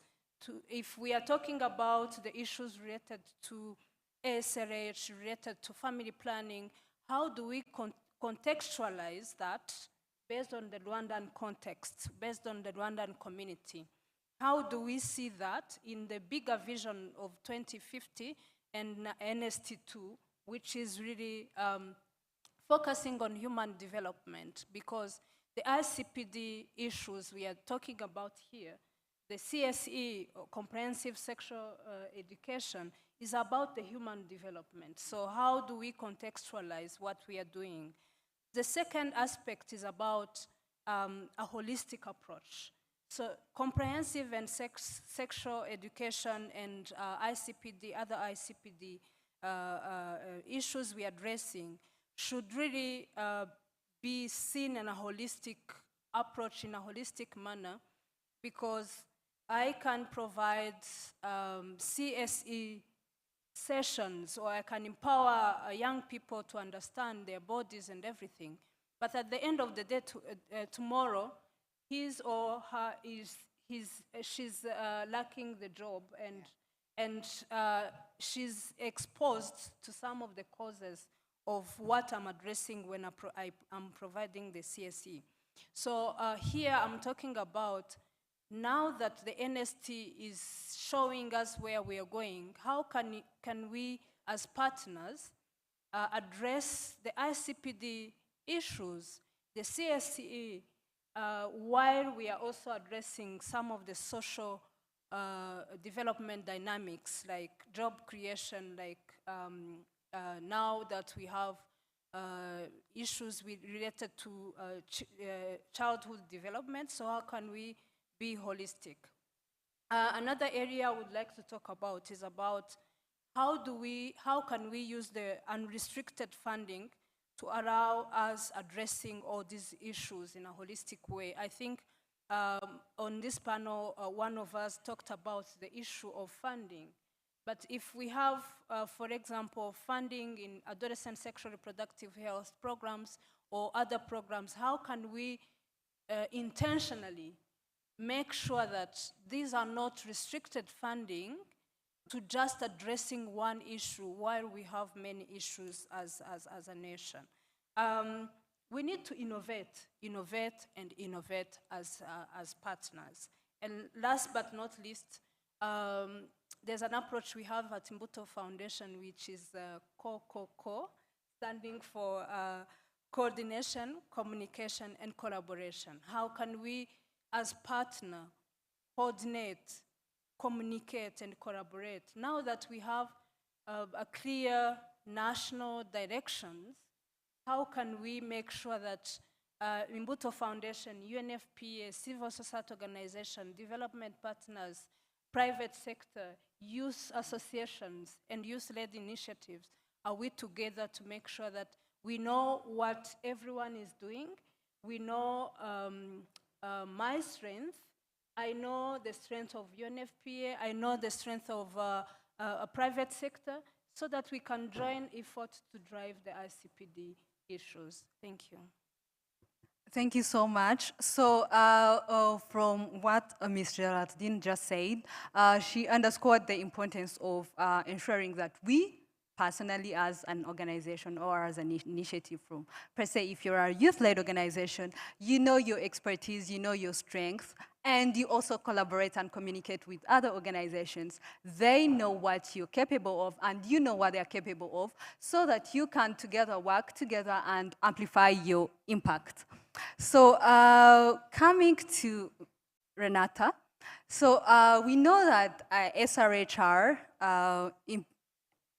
inclusive and effective SRHR services is really key to empowering young people, especially people who often face barriers to receiving care, per se, adolescent girls, refugee youth, and then people with disabilities. And UNFPA plays a critical role when it comes to advocating for policies that are inclusive and youth-friendly, and also implementation of programs that really make powerful impacts. So we would like to know more about what is currently being done at UNFPA and your partners, of course, to ensure that these youth with different vulnerabilities, that means if they have disabilities or per se they are really young adolescent girls, or even those ones who live in refugee camps, because we know that UNFPA does work around refugee camps. So what is being done to ensure that these people are having access that is unrestricted, if I might say, because I believe that's what we all are advocating for. So to SRHR services, and yeah, the floor is yours. Thank you so much. Thank you very much, dear. Before I get to the question, if you allow me, I'd just would like to say that women and young people are at the core of UNFPA's mandate. So the ICPD agenda has guided the definition of UNFPA's mandate, and beyond sexual reproductive health, there is an element that is also very important, and I think will help me responding to your question as well, which is data, which is research, data, and statistics. Why I'm saying that, Rwanda, in its pathway to 2050, actually, let's say 2035 for middle income status, is really having very good indicators. You know, there are a few of them that are lagging behind, but some of them are quite doing well. And if allow me to compare those indicators with the rest of the region, expanding the region to East and Southern Africa as well, that's what makes difficult for Rwanda to get to universal access. It sounds interesting, but the reality is that you have tackled everything you needed to tackle. You have met all those low-hanging fruits that's required to be met or addressed. Now we remain with the nuances. And research is fundamental in this endeavor. We need to understand in depth what are those remaining challenges, not the mass challenges that Rwanda has already taken care of, but what are those minute challenges that are still there, and they kind of limit our ability to get where we want to get. And so, for instance, you mentioned teenage pregnancies. Some of you may know, because many of you were part of our reference group, including AFRIAN and ministries here and in Bhutan and so on. There was this study done in collaboration with NSR. And the scope of this study was a dual scope. One was to support the legislation, the amended legislation. And the other one was to truly appreciate what are the challenges. In a country where you even have health posts that are within 5 kilometers from your area, you know, you've gotten to the level of going beyond the WHO standards for service delivery. Now, what are we missing? And I think that study opens up a little bit to the reasons why we need to do more and we need to do different. And I think when I say different, there's a statement that the RC of the UN in Rwanda always says, we need to think without the box, not even outside, completely without it, because that's where we sit.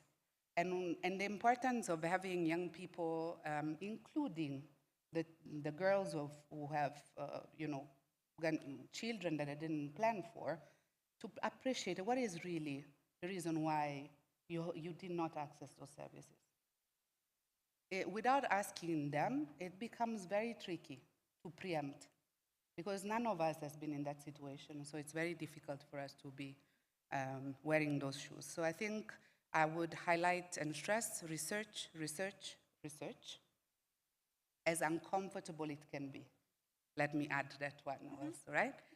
And only when we have a true, honest review of what data is saying, we can really tackle the nail on the head the way it's supposed to be done. So that would be my first thing. I think you asked me what UNFPA does.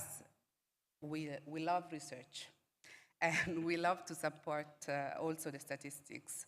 NSR, because it's been a great partnership, and the ability also to dig further into statistics that they do routinely, like the census or the DHS, will give us some more understanding of the issues that we're tackling.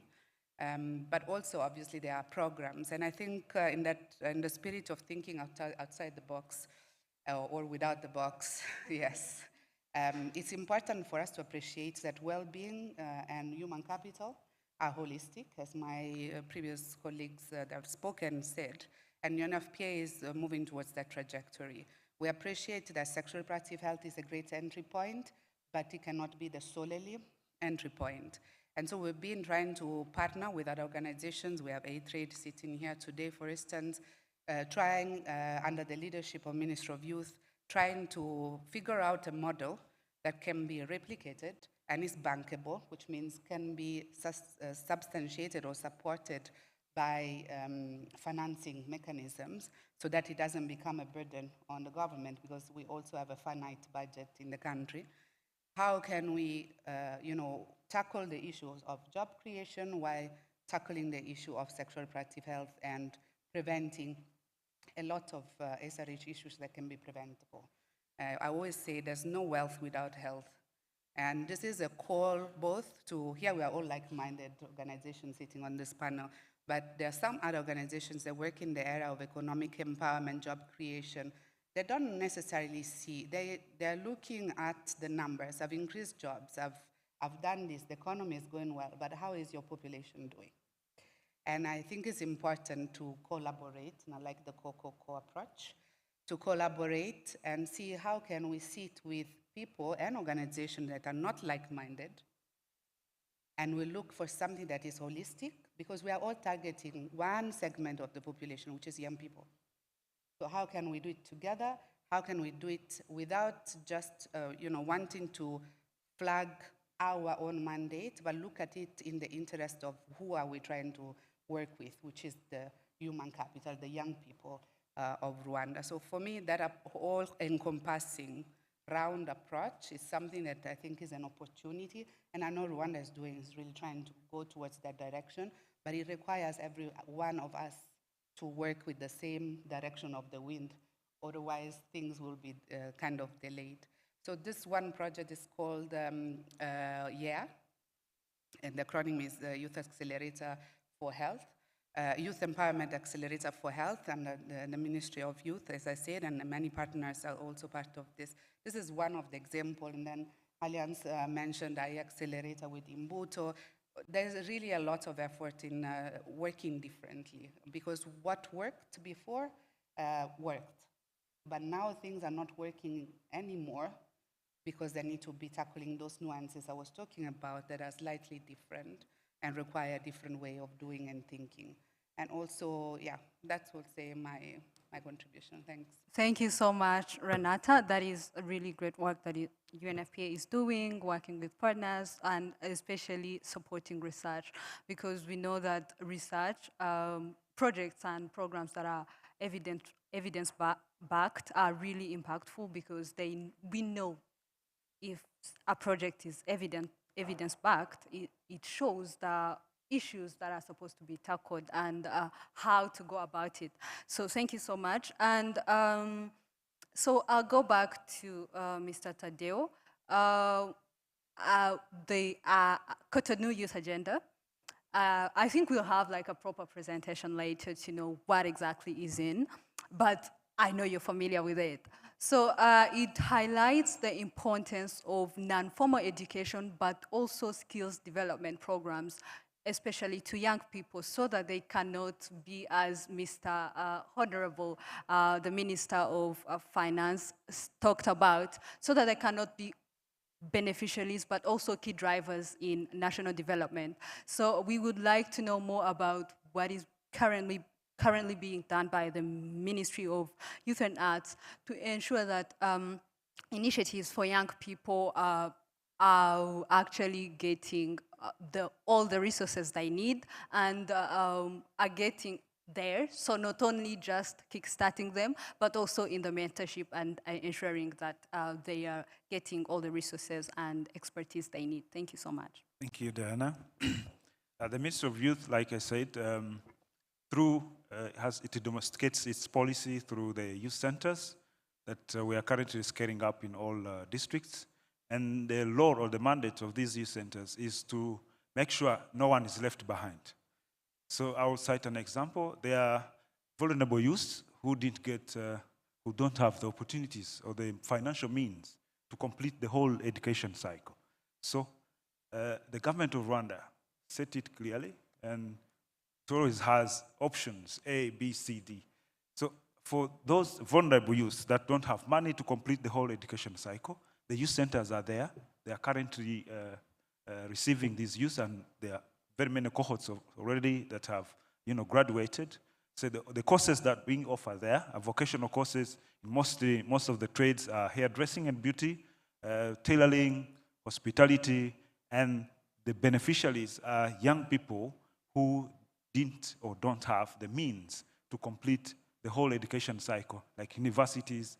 So there's no excuse. Those who don't have those means, the youth centers are there, and the courses are free of charge. That is one. Another way or initiative of the ministry is to make sure there is policy advocacy at all levels. So through the National Youth Council, so that the youth, even from the cell level, what we call mudugudu, are represented, and we fetch the system set in a way that it fetches the ideas, the plans or the ideas, the creative ideas that the youth have, so that they are channeled from the bottom up to the top level. And what the ministry is also doing, together with the partnerships of NGOs and like UNDP, UNICEF, Imbuto, all colleagues here, Minister of Youth, Minister of Health. So we are collaborating to make sure that into these youth centers, SRH program is embedded and should be crucial, so that we equip our young people with the knowledge to make their own decisions and make their own choices without any other further hindrance. So the initiatives also on the other role of the cooperation and the collaboration, like the Deputy Deji was mentioning, the CCC. We have engaged the Ministry of Trade. We have currently the FCT. That one, all these other networks that are created to promote trade. The Youth Connect Summit, I've recently had that one. So the intention of the government is to make sure that we connect the youth across the globe, so that we are bringing them together to solve the problem of resources, expertise, so that a youth here can connect with someone in Cameroon, can connect with one in Angola, and see the comparative advantage that is there. Are you producing leather shoes here?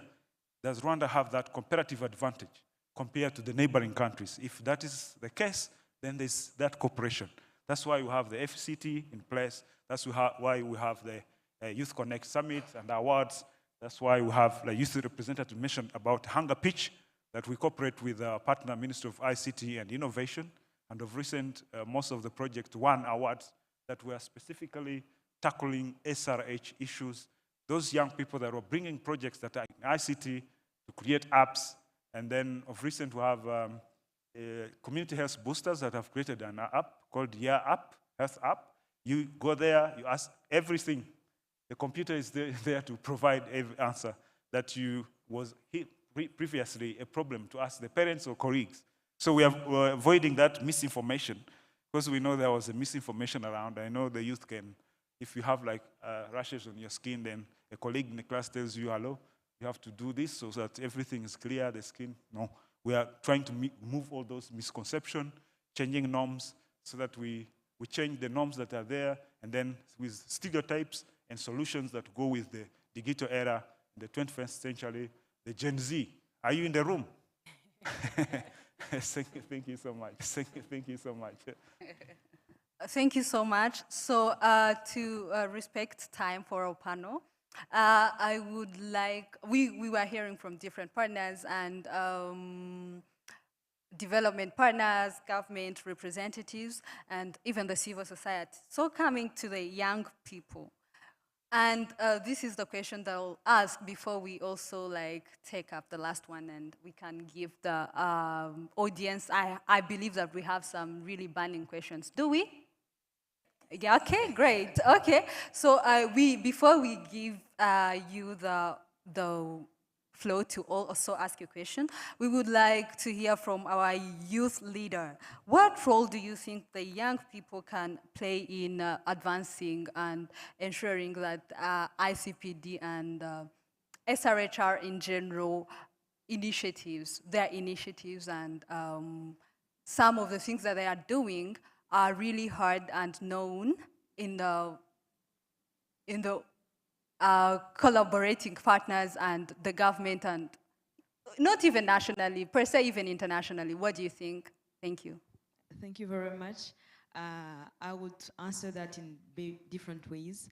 One, if you want something to be known, you showcase it. Mm-hmm. You tell people that you've been doing this, you document it, you take pictures, take selfies, take reels on Instagram. Tell us what you've been doing. We love to hear that, we love to see that. But also I want to ask for young people to stay informed about what is happening. Dr. Tanaz mentioned about the law related to health services. I really want young people to make it mubyegereza umutima. This is something that is going to impact your lives. So, read about it, have policies, frameworks, programs that are happening around the country that will most probably affect your life in the long run. But also innovate, find solutions that work for you, that work for your communities. We know young people have different experiences and different different innovations, different ideas, and different backgrounds. So innovate for what works for your community. And let's find solutions together. But most importantly, I would say, young people, take up space. Let your voice be heard. We do not want to give the young at heart a reason to say they did not see us. Take up space. Ahumuri. I'm going to say this in Kinyarwanda. Ntago dushaka guha impamvu abantu baturuta kwibwira kuvuga ngo ntibatubonye ngo ntibaza aho tuba ngo ntibazi icyo dukora. Aho uri, take up space, speak up. Niba ubangamiwe, speak up. Luckily we have people who may be here. Some will listen, some won't listen, but don't let that discourage you, because we've seen change. We've seen Renata, who mentioned she started as a youth advisor. Now she's here with a PhD and and everything. So I want to believe that's how it started. So it's not only just because you're coming from a rural area doesn't. People, are we taking notes? Are we writing what she just told us? Because I'm not seeing pens moving. Oh, we are digital. Okay, great. So as a final question to each of our panelists today, I want us, in not more than even per se 5 seconds, tell us one bold action that you think each entity in what you're representing here today, you think should be taken to advance SRHR for young people. You can even make it like a slogan. We don't like really big things. Yeah, let's just say it in as few minutes as possible. Thank you. So I'll start with you, Renata. Yeah, sure. You know, my boss is in the crowd, so I haven't consulted on commitments. No, I'm joking. Now, what to say? I think UNFPA stand for this. That's the core of what we do. That it's what we will continue doing. But we want to be guided by you too. So feel free to tell us what we do right, when we do wrong. And there's an opportunity of a new country program starting in January. That's your chance, really, to help us shaping what's next. Thank you. Thank you. That is a difficult question. I will borrow a leaf from the NST2, our National Strategy for Transformation, which says doing business differently or unusual. Thank you so much. So being youth partners, we need to do business differently. But allow me to add another leaf from the First Lady's speech during the ICPD25. She talked about mindset shift. To all young people, partners, CSOs, we need to really have a mindset shift.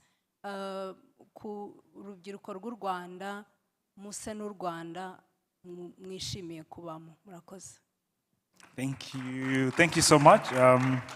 Yeah, of course, I'll conclude in reference to the mandate of the ministry. So I'd like to call upon all stakeholders involved today and those who are not here, but we collaborate with, together at usual days. So my advocacy is on so that we develop culturally sensitive and age-appropriate sex education materials that we can spread across all the schools. And as you well know that we used to have the Ministry of Youth, and now we have the art department added to the ministry. So I would like to encourage every young individual here. We know the impact that art has in terms of communication, in terms of amplifying voices. We want to see most of you coming up with creative art, because we know the power of art. Art can speak, can talk. So it will address the issues we have on SRH and GBV cases. If we have an art that talks and explains itself, I mean art on period poverty, and then we spread all this art in schools, in our communities, let the art talk. So it's a new docket added to our ministry, and really we really need your intervention in the creation of art so that it can, we know the power of art. It can also drive employment opportunities, and it can help us address the stigma around SRH campaigns and sex education. So I would like to conclude with encouraging youth to take up art as a crucial and urgent topic to consider. Yeah, thank you so much. It's a very difficult question, but yeah, my colleagues panelists have already made it easier for me. I would say when you look at different engagements that have been happening over the years, I would say that whoever you could ask, they know what to be done. Maybe the only thing that is remaining is how can we get work, how can we get it done, and how can we also hold ourselves accountable. If you didn't do this, how can we hold you accountable for that? And for what my colleague was saying, that the rural areas, whatever, I think in this era there's no more rural area in Rwanda. It's a matter of mindset, shifting. So wherever you are, I think you've been seeing different initiatives happening far from Kigali, a lot of miles from Kigali, and they're working well. So wherever you are, you can always play an impact. So let's get to work and meet here next year when we are celebrating other milestones. Yeah, thank you. Thank you very much. My key message would be the last things I just mentioned. Stay informed, take up space, let your voice be heard. Thank you very much. Thank you so much, Alliance. See how Alliance just did it? Very what? Very mindful. Was that very demure? Yeah, it was. That's what I thought. So this marks the ending of me asking you questions, we're going to open up space to our panel. So if you have a question, you can raise your hand. We will take 3 questions. So if you have a question, you raise your hand and one of the organizing team will give you a microphone. And then as you ask your question, please make sure that you specify who you're addressing it to. Thank you so much. Thank you so much. Just a specific thankful to the panelists by names of Gaston Dagishmana. And I would like to address my question to everybody in this room, specifically to the stakeholders. But due to time, I would like to address it to the Minister of Health, Dr. Tanaz. Like recently, we've conducted a research study. It was a case control study on the topic, understanding the teenagers' access to adolescent sexual reproductive health. And one of the key findings, we've seen that like 60% of the pregnant teens were reported to have dropped out of school.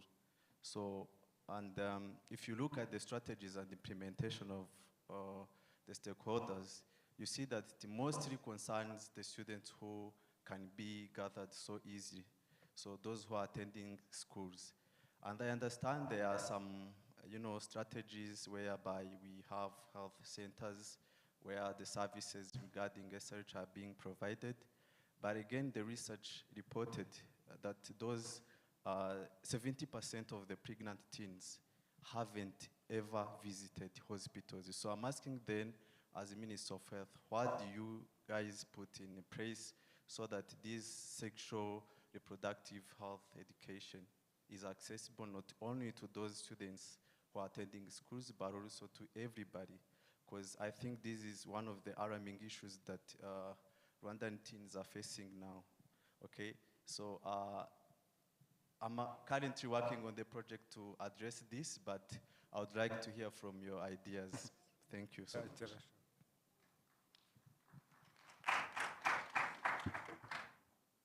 So I think we can take all the 3 of them and then the panelists can answer later.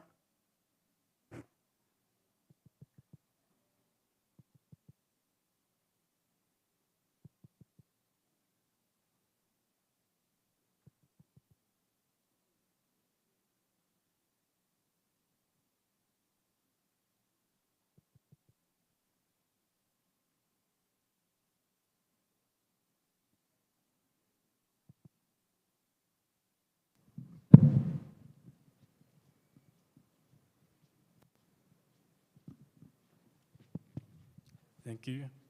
My name is Jean Damour Nyahuru, and I would like to first thank for the very good panel, for the discussion. I personally have once visited to the Kimisagara Youth Center. I've seen what they are doing. It's very amazing. Youth can get the service, but this doesn't stop me from asking my question straightforward to the Ministry of Youth, which means that they will be answering my question. So, we all understand and we all agree that National Youth Council is the main youth representing organ which can lead to every youth, even in ECO. So I would like to know how those people, are they empowered, how are they capacitated in terms of resource and in terms of knowledge to represent us, not only sit on table for where the policy are being formed, but also actively participate in that decision-making and implementation. So that my first question. Another question, I would also address it to the Minister of Health. So when you look at Rwanda health system, 90% of Rwandese people, we get our primary health service to primary health care facilities, which means that community health workers play a very critical role in achieving all those indicators Honorable Minister said before, attending low infant mortality rate and other indicators. So does Ministry of Health ever think of maybe leveraging that benefits of community health workers? Because when you look at the community health workers and the population ratio, you can see that at least for every 30 or 50 people in Rwanda, have one community health workers to attend to them, which is totally different from when you look at health, maybe when you look at for the medical doctors, for nurses, and other healthcare workforce. So, passing the bill for accessibility of SRH services will be a very huge step, but also thinking of how can we integrate youth, because wherever I've been to, community health workers are the people of my mom's age or my daddy's age, so which also can be a hindrance. So does the Ministry of Health ever think of integrating youth in a community health worker scheme as part of making accessibility of SRH services easier for youth, even in rural village who cannot get to Yego Center, since we only have one Yego Center per district? Those are my questions. Thank you.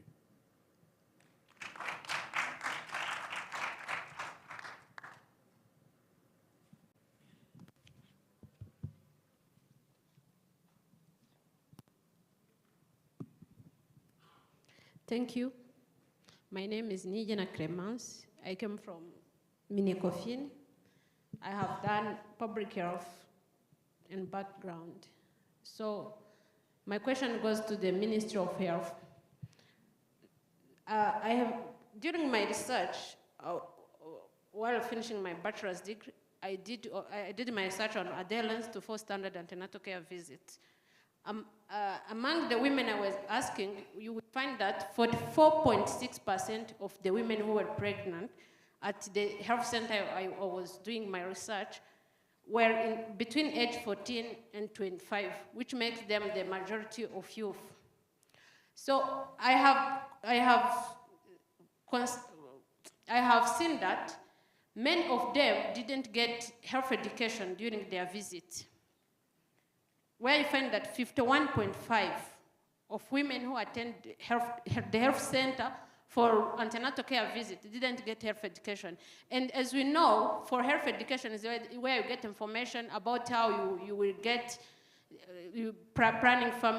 family planning methods, where you will get information about that. Since we know that a woman who is pregnant needs to know what method will she use after giving birth. If we find that those women are not getting health education, how will they get information? Since we are saying that women must take a decision that they are, after being informed about what they are going to do with their health. What is being done so that this number can be improved and those women get the information needed? Because when you ask the healthcare giver, they tell you that they have a shortage in numbers, they have a loading work, they have too much work so that they can get time to give that health education. And we need to improve that. I think this must be improved so that those women get health education. What is being done so that those women who come for antenatal care visit also get the health education that is needed for them? Thank you. Thank you so much. I think we'll have the audience, the panelists answer the questions. And most of the questions I saw were, towards the representative of the Ministry of Health. So I'll first give you the floor and then followed by the representative of the Ministry of Youth and Arts. And if either of our panelists need maybe to complement, we can complement in a few words. Thank you so much. Yeah, thank you so much. Maybe we'll organize another session. It's really Looks needed. like there's a lot of interesting questions from the audience. Unfortunately, the time is not on our side. Yeah, but one thing I would really, would like to first appreciate is, the zeal for research that is in the room to, interrogating to know what are the root causes. I think that helps us to even craft solutions that can help us address these issues. Yeah, for the first question from our brother Gaston, yeah, about the case control that was done. Yeah, maybe let me start with the advocacy from the partner side. yes, they are conducting this research, but they also need to be guided.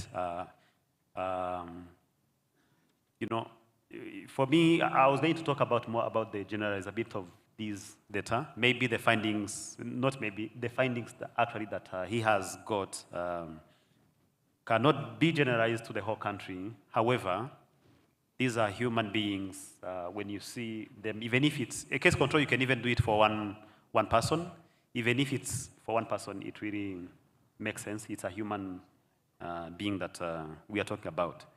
So we've been working with the Minister of Education to ensure that, and Minister of Gender, of course, to ensure that the school reintegration policy is put in place to make sure that whoever gives birth, wherever they are, they cannot be discriminated, to go back to school. If there is any school that is not, implementing that, we can work together to ensure that these kids, the teen mothers who have, dropped out of school can go back to school.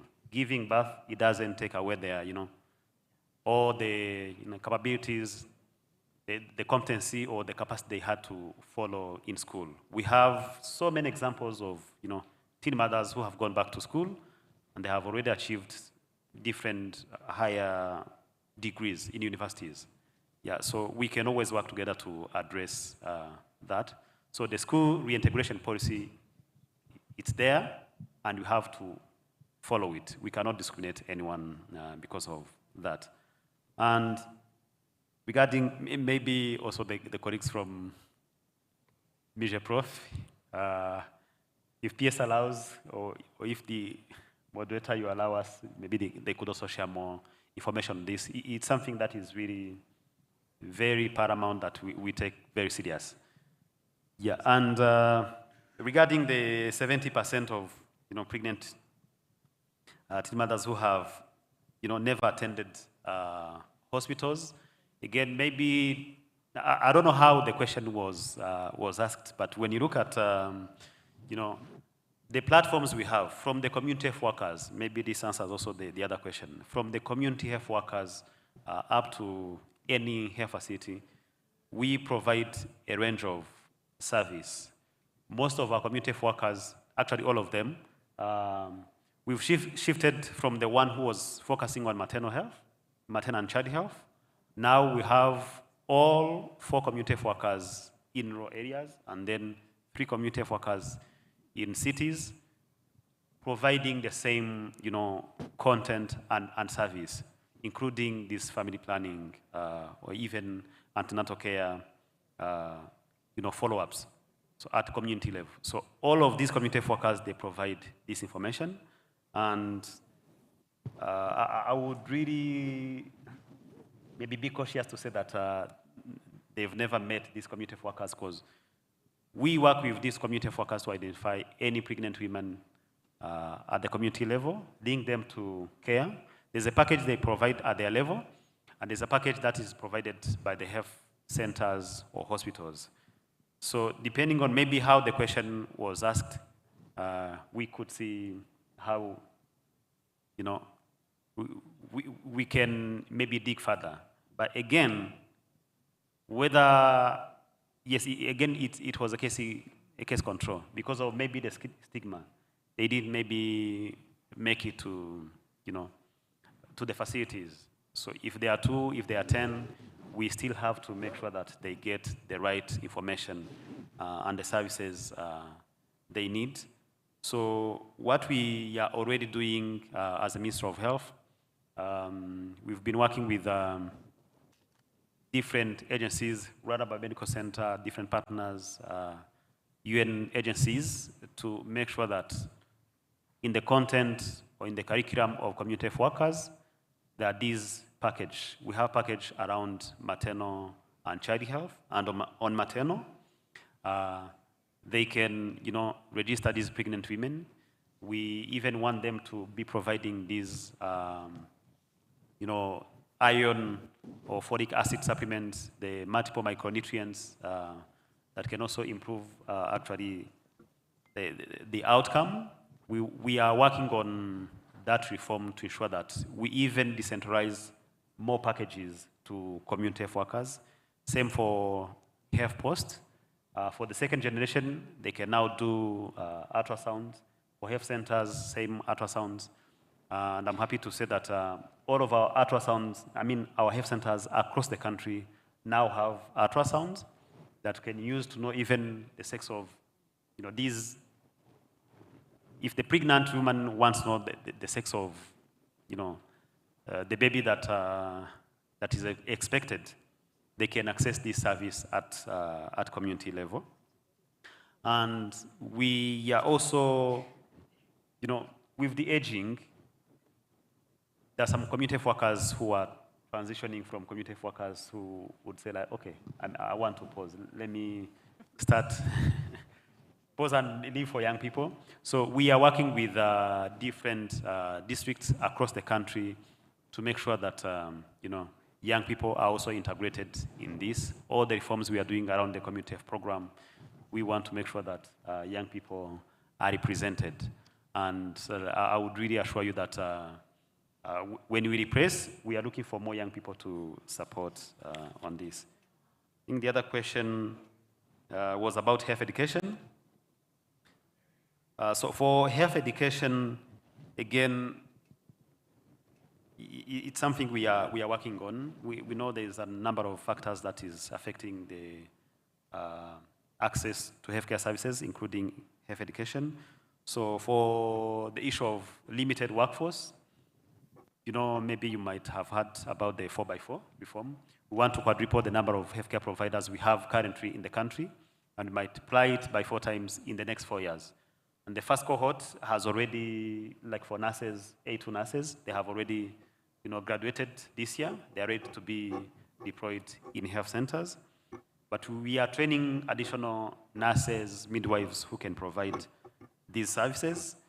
We are also, deploying a lot of digital tools in partnership with all of these, stakeholders to make sure that on your mobile phone you can access the health education you need. And maybe finalizing, the health education that we give also goes with, the gestational age. Maybe when you are giving birth, when you conceive, maybe family planning, there's a message you will give regarding family planning, or maybe breastfeeding, if you want to start, preparing them. But the message is contextualized as per gestational age or the duration of the pregnancy. So we could also look at maybe how is this question being asked, because if you ask, have you ever received health education or about family planning, when I'm, at the beginning, it might be very hard to give you the answer. But again, all of these partners, they have different initiatives that they can, work together with all of us to make sure that, all these findings are embedded in their plans. Even ourselves, we are happy to work on that. Unless maybe the colleagues have additions on that. Thank you so much, Dr. Atanaz. So I think you addressed all the questions, but we're going to give the PS from Migeprof to also add on something on the first question that was addressed to the Ministry of Health, but we believe that she can also share more about it. Thank you. Thank you. It is really a great pleasure to participate in this youth-led dialogue. And as our speakers made the definition of meaningful youth participation, I hope it's really a takeaway message on how we should be exercising our rights as young people in Rwanda. And I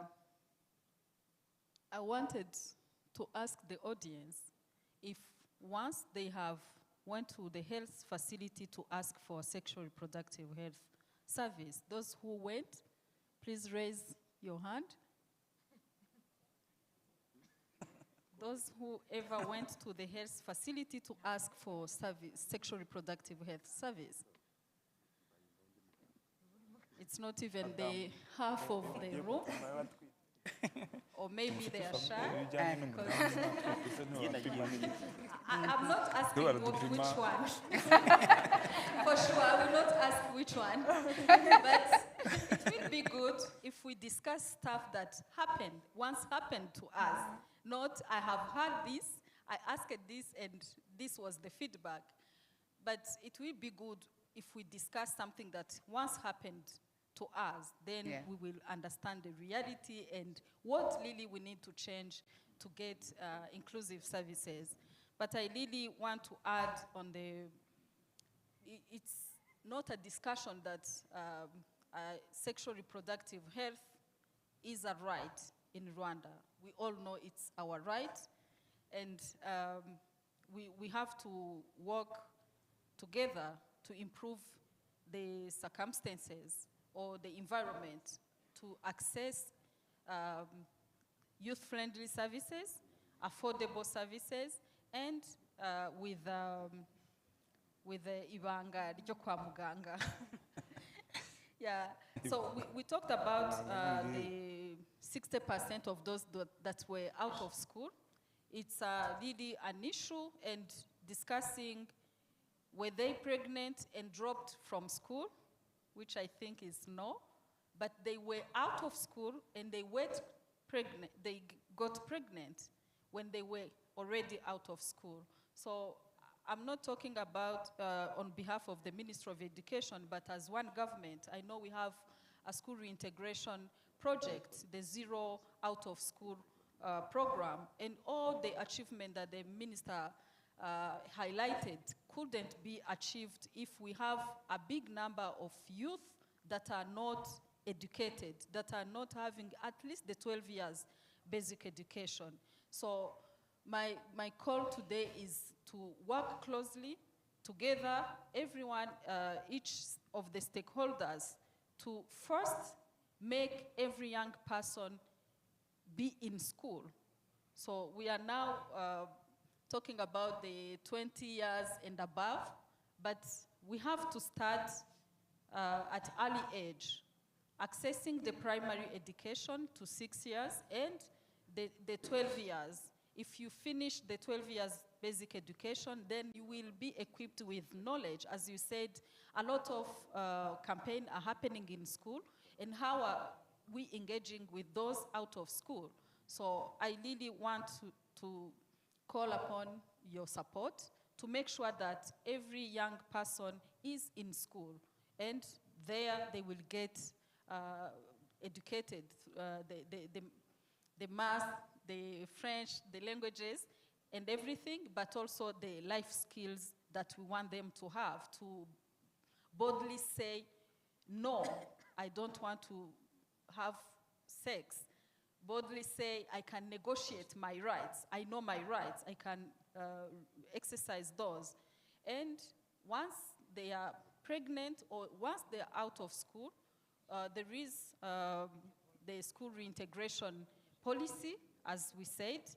It's a mandatory to have them back to school, and we should create a support system at school level to allow those girls and boys that are coming back to school.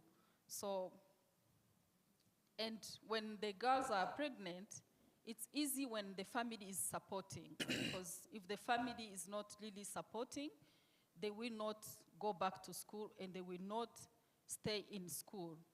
And, but starting of going back to school, there will be the need and the girl wanting to go back to school, because you can't push a person to pursue an education if they really don't want to go.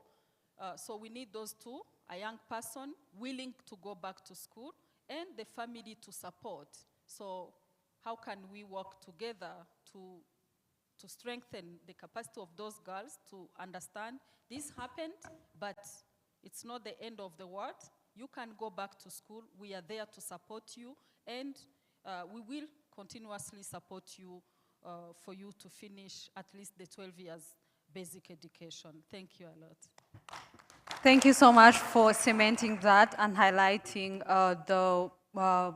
if I might say, the government policies that are there to reintegrate adolescent girls who get pregnant into schools, but also the programs to ensure that they are getting back to schools. So I think the only question that we're remaining with is the one that is addressed to the representative of the Ministry of Youth and Arts about how we are currently capacitating NYCs as their key to youth participation in Rwanda. Thank you. Thank you.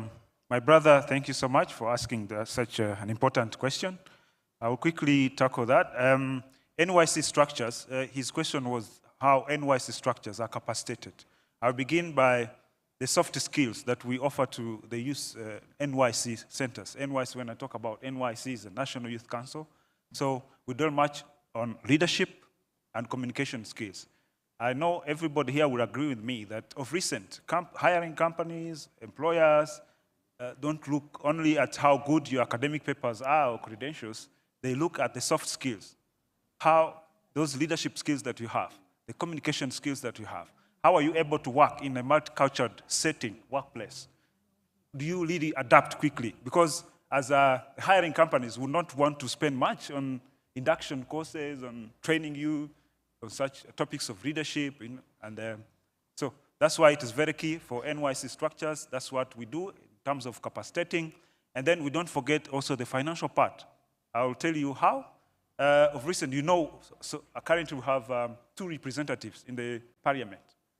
It's a man and a woman representing nationwide, NYC structures. So they don't just come abrupt. They are grown up from the grassroots level, from the cell. They go up those structures until the provincial level, and then they are selected and given those offers, those chances to change their economic means and status. So we also have other platforms. Of recent, we had like Commonwealth Young Champions. We also had this opportunity to send our representative there. So these are the channels. We recognize the role of the volunteerism that it had in this country in 1994, and the current government that we have and what it has done. So we are trying to inculcate that discipline in the young people so that they can have that spirit. We know this is a workforce, it's a standby force in the local government that makes us, supports us, that every project that we send to the local government and work with the local government, Ministry of Mineral, is fast-tracked. The youth are very quick, they implement things very quickly. So these are structures, and then from that we grow them level to level, from cell level to sector, to district, and then they come up getting these chances, Commonwealth, NYC, Parliament. So I would encourage all young people here to join this group, to join NYC, like volunteers and other structures within the local government, because there are opportunities there for soft skills and also the financial part that we don't always forget. Thank you so much. Thank you so much, Tadeo. So that actually just inspired me, because last night people were calling home, the Mutwara Sibo from where I come from, telling us that there's an election for youth and women representatives in our village. So I will definitely be there. Yeah, and in case as the youth or young woman who is here, please, and they're doing the election where you're from, please make sure that you attend. And that will show that we are actually, this panel that we just had was impactful. So allow me to thank our panelists today. They have taken us through a whole journey. Thank you so much. So we have had a lot from what is being done by the government, what different partners, implementing partners and development partners are doing, and we have also heard from the youth what they want to see being done, but also what the youth should do. So thank you so much for being with us. And yeah, they will continue to be here in case you have a burning question that was not answered here or you didn't get a chance to ask. Please, as we go for lunch, you can follow them and ask them. Thank you so much.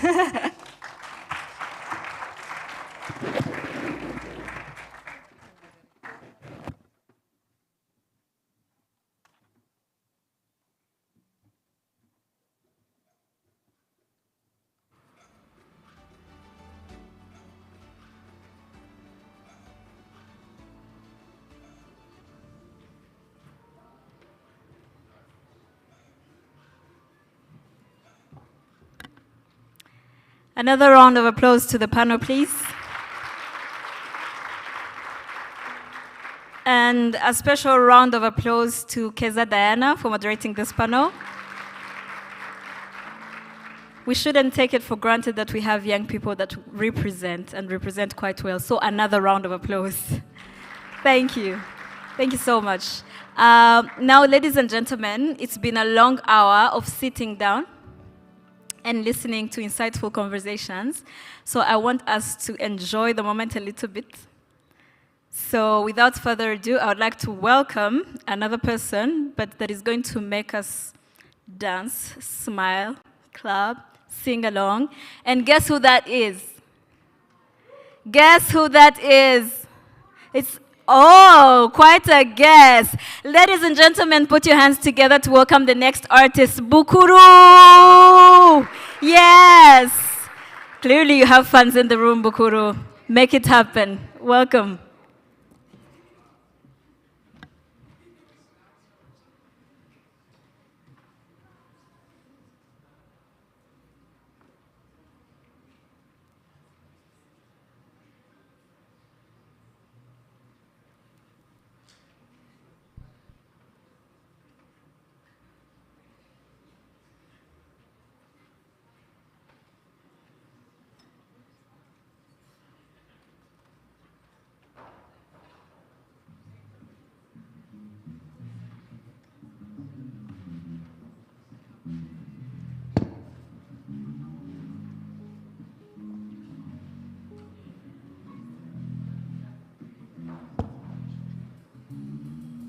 Bravo, Neza.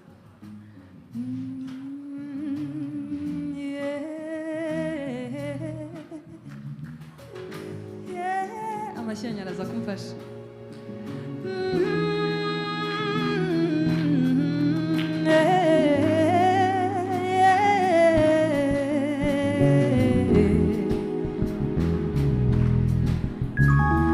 Nk'uko izuba ritarambirwa kurasa, nk'uko urumuri rutitotombera kumurika, nk'uko inzozi zidahwema kuririmba,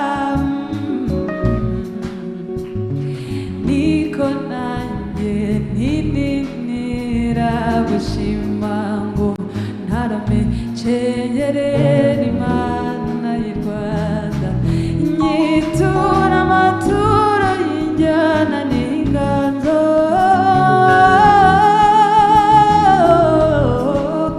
umva inganzo mama, mama, umva inganzo.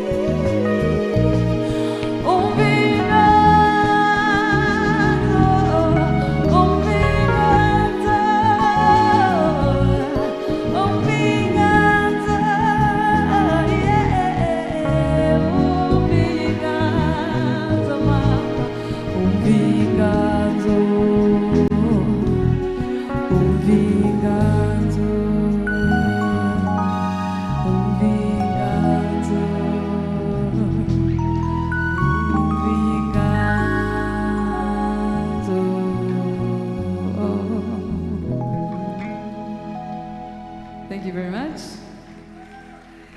Indirimbo ikurikiyeho hari abantu bamwe bayizi numva unyuzwe ushaka kurimbana nanjye uhaguruke turirimbane.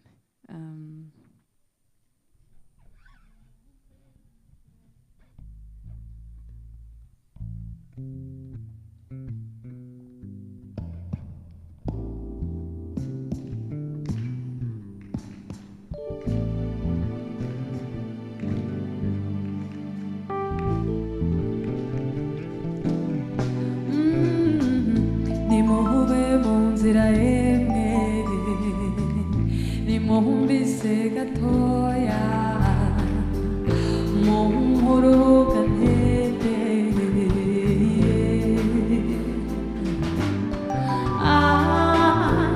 nimuhurugane, ntere ijwi mu kirere, babwire urwo namukunze mwiza. Nzahora muririmba biza, nzahora muririmba, nzahora murata, nongere mbibwire shenge mama,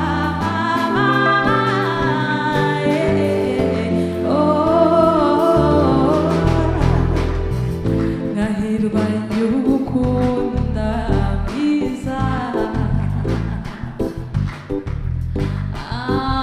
Ntacyo mfite gutura shenge mama, ntacyo mfite gutura, kiri umutima wanjye, ntakiri uturukundo.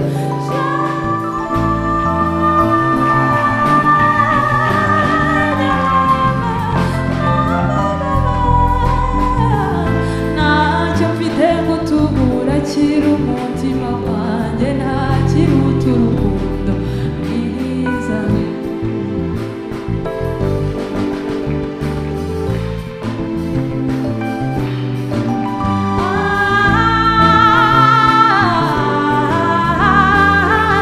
Ntacyo mfite gutura, kiri umutima wanjye, ntakiri uturukundo mwiza.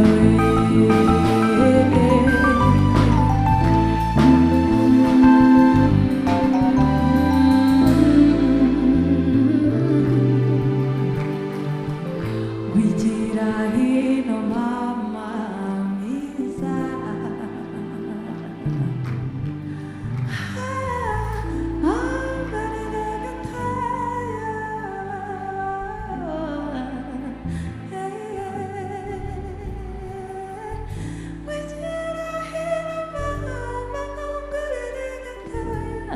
mubwire urwana gukunze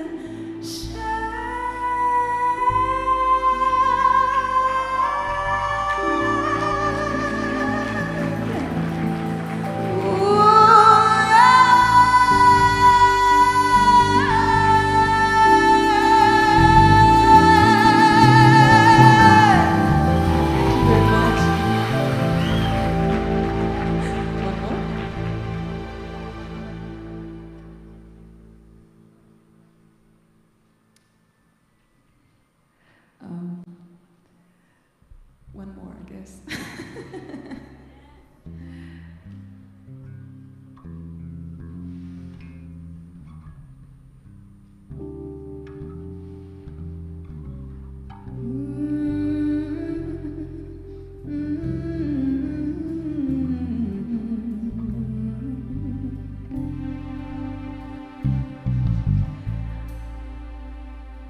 Inyange muharakeye,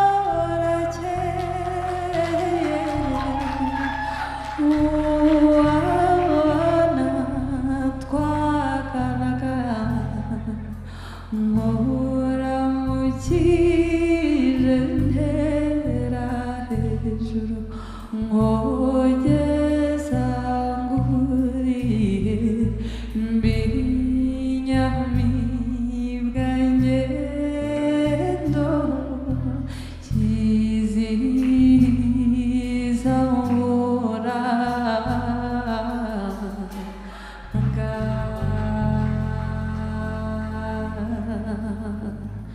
dore ibiganza bikabamariza wari umubyeyi tukawusanga nongere ngire n'ikaramukuranye ituze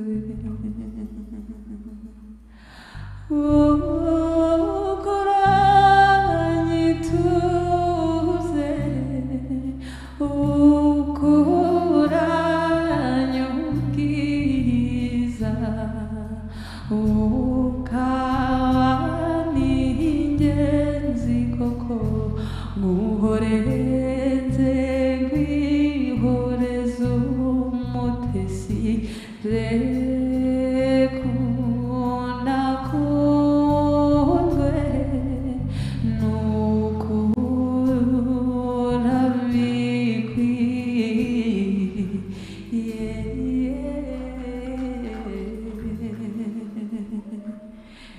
nzahakomeza ndirimbe ya mbyino y'urukundo rudakamwa n'ibihita niruhindwe n'ihururu niruhoshe garuhore cyangwa ruhonge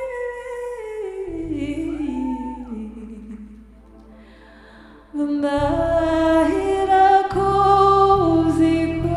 kuzikuza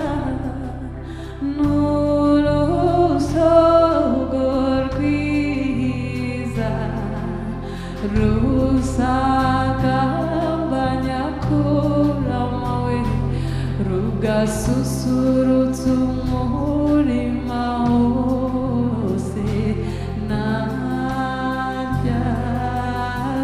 naryazuba ntirizime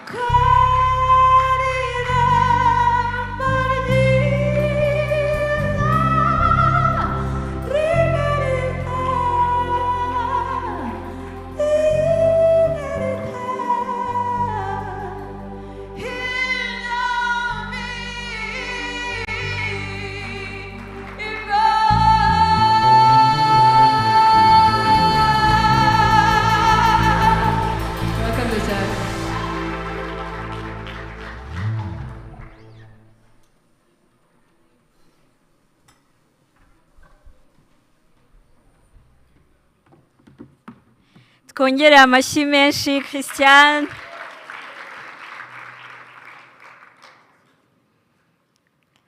I was saying another warm round of applause to Christian for an amazing performance.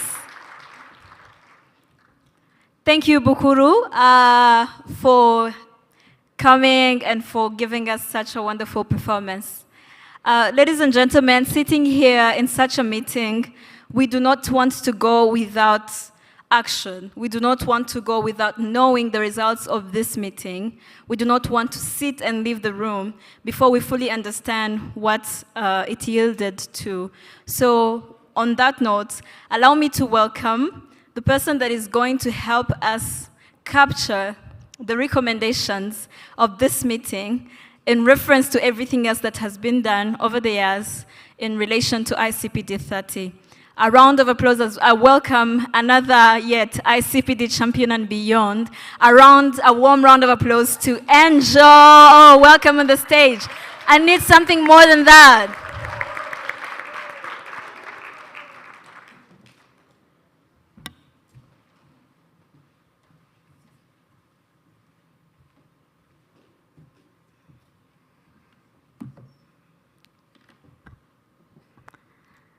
UNFPA country representative, ICPD champions, youth-led organizations, representatives from different ministries, our dear panelists, Good afternoon.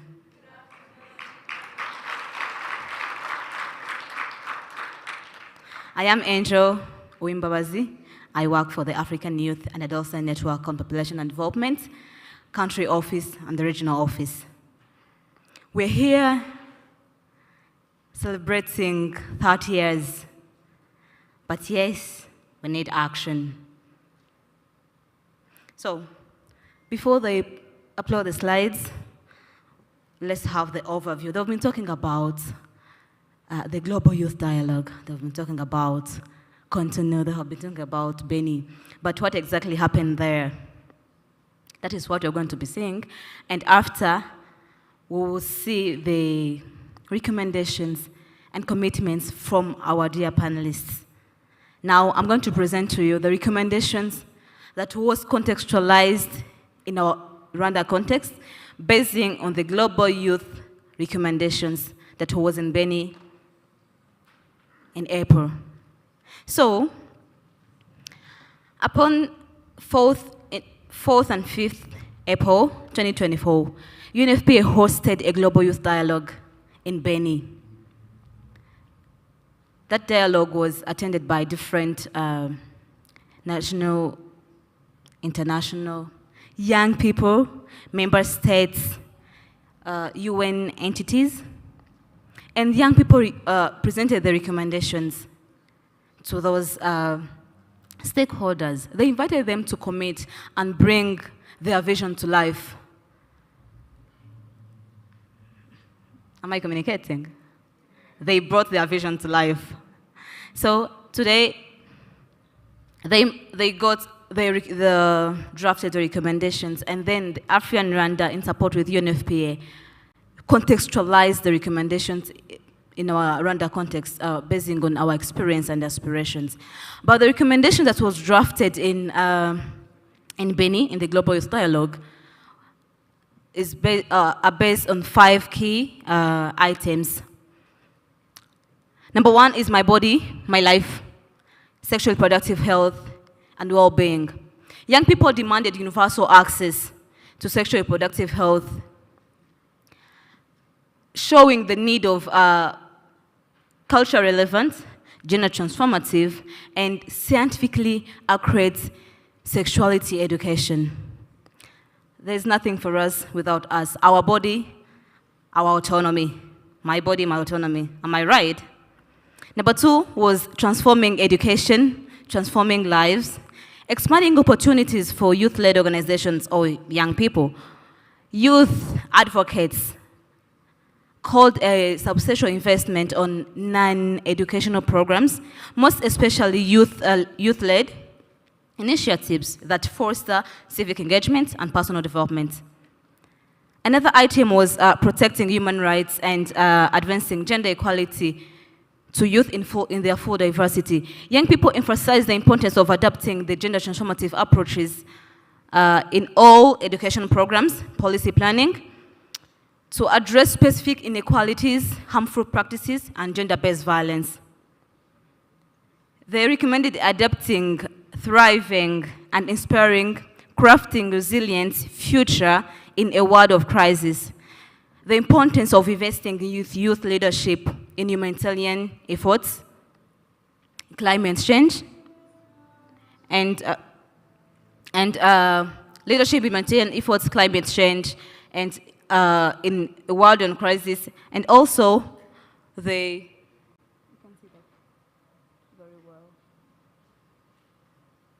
peace building, I'm sorry. Last one was what we call meaningful and inclusive youth participation, the rising voices, the power of 1.9 billion. The youth emphasized, show the importance of meaningful engagement of young people in all decision-making stages, fighting against, advocating against tokenization, and advocating for genuine engagement. So after that, after the Global Youth Dialogue that was held in Beni, African Rwanda and UNFPA organized a consultative workshop that brought together ICPD champions and other youth-led organizations, and we contextualized the recommendations in our Rwanda context. UNFPA country representative, these recommendations are categorized in 3 groups. One is about youth-friendly services. Number 2 is about comprehensive sexual education. And number 3 is about social inclusion, inequalities, and rights. When we talk about youth-friendly services, we recommend prioritizing young people's sexual reproductive health through increasing of domestic financing and reduce the over-reliance of foreign financing for health. How do we think this should happen? Line ministries, when I talk about line ministries, I call upon all the ministries. Line ministries should ensure the strengthening of sexual reproductive health policy implementation and create an exclusively budget allocation of sexual reproductive health and rights for youth and adolescents only, and financing of adolescent youth sexual reproductive health projects.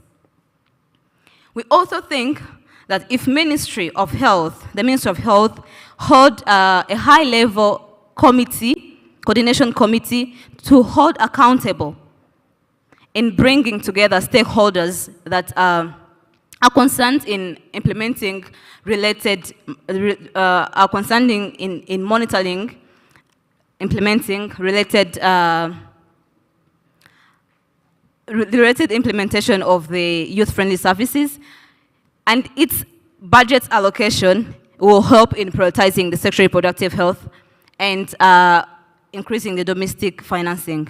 We also recommend the allocation of funds, allocation of financial resources and non-financial resources to support youth-led or youth-focused implementation accountability processes.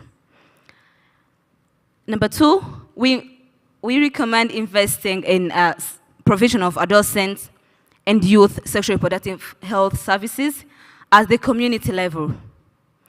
Lucky enough, though, they talked about the National Youth Council. National Youth Council reached down the grassroots. So we recommend provision of these services from the grassroots. This includes the cost plan of decentralizing these services, as well as removing the reservation of related to sexual reproductive health, women and girls' rights. How do you think this should be done? This should be done by strengthening the full implementation of the sexual reproductive health policy for improved access to SRI child services for youth in their full diversity. Number 2, we are using the existing structures of young people, National Youth Council, National Youth Volunteers. They should be empowered. They should get empowered. We should empower them to raise youth and community awareness on sexual reproductive health, and services that are being provided are being offered in youth corners and youth centers.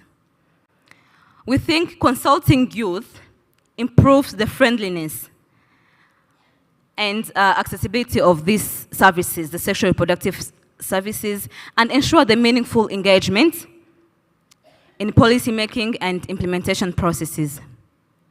And we believe strengthening the capacity of health facility workers on adolescent-friendly gender and disability inclusion, sexual reproductive health services provision will improve the provision of these services from the grassroots. Number 2 of a recommendation that is about comprehensive sexual health education.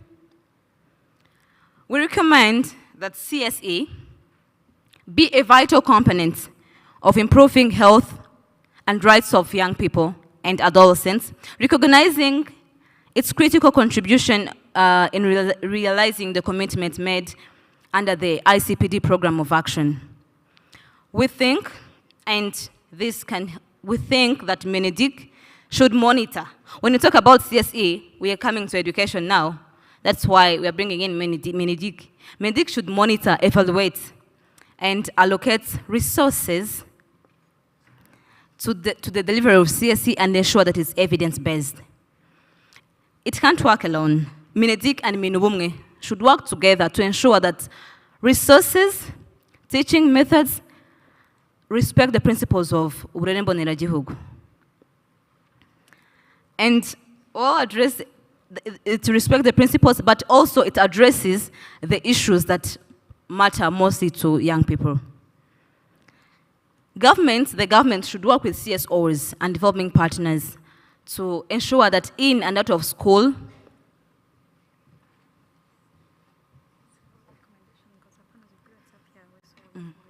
okay, thank you. The government should work with civil societies and other developing partners to ensure that in and out of school, CSE is promoted and should be mandatory in either formal and informal settings and should be disability friendly. Number 4 is training. If we talk about CSE, now we talk about in and out of school. Who are these teachers? Who are these parents? Who are these healthcare providers? Who are the peer educators? We should be training them on how to deliver CSE and ensure that both in and out of school curriculum are inclusive, have a progressive language, and expedite full implementation in both primary and secondary school, schools. Number 4 is about inequality, social inclusion, and rights. We believe putting measures of safe and violence-free workplaces. Rwanda ratified the ILO Convention. And then we talk about the share policy and the occupation health and safety measures. These measures should be adopted in all private and public sectors to avoid violence in workplaces. And also, systems supporting equal pay for equal work should be adopted to empower young people. Education that challenges social norms. An effective social integration system that prohibits discrimination based on gender, sexual orientation, and disability status should be strengthened, enforced across all sectors. But also, systematic forms of discrimination that perpetrates uneven distribution of powers and resources should be identified and reformed. Let's talk about money, BDF and our National Youth Fund. Reforming the Business Development Fund to design a financial facility specifically for young people, for youth, and going beyond being a guarantor to a provider of starting capital for youth startups business. And also establishing a national youth fund for youth businesses, providing advices and mentorship for young entrepreneurs and helping them in economic empowerment. We advocate for special capacity building to youth-led organizations, youth networks to fight against, to prevent gender-based violence, to prevent teenage pregnancies, and to challenge social norms.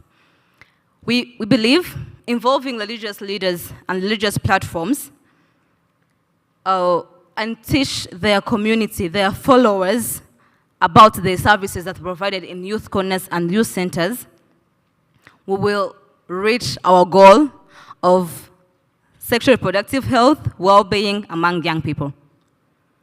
Concluding, this consultative workshop reaffirmed the importance of meaningful engagement, partnerships, and inclusivity in achieving the national commitments, and also highlighted the need to engage young people in all decision-making levels and stages to overcome challenges, address inequalities, but more specifically, the well-being of young people and in sexual reproductive health.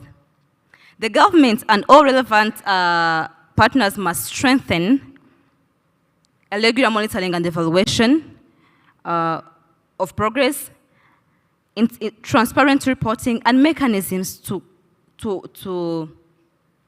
track the progress and how we are reaching our goal. We believe adopting these recommendations, we will live in a world, in a country where every young person has an opportunity to thrive. Are we writing? To thrive and Sustainable Development Goals in Rwanda. Those are the recommendations of young people. Now, we're going to go to the recommendations of our panelists. I was presenting, but now I'm going to read, because they were there.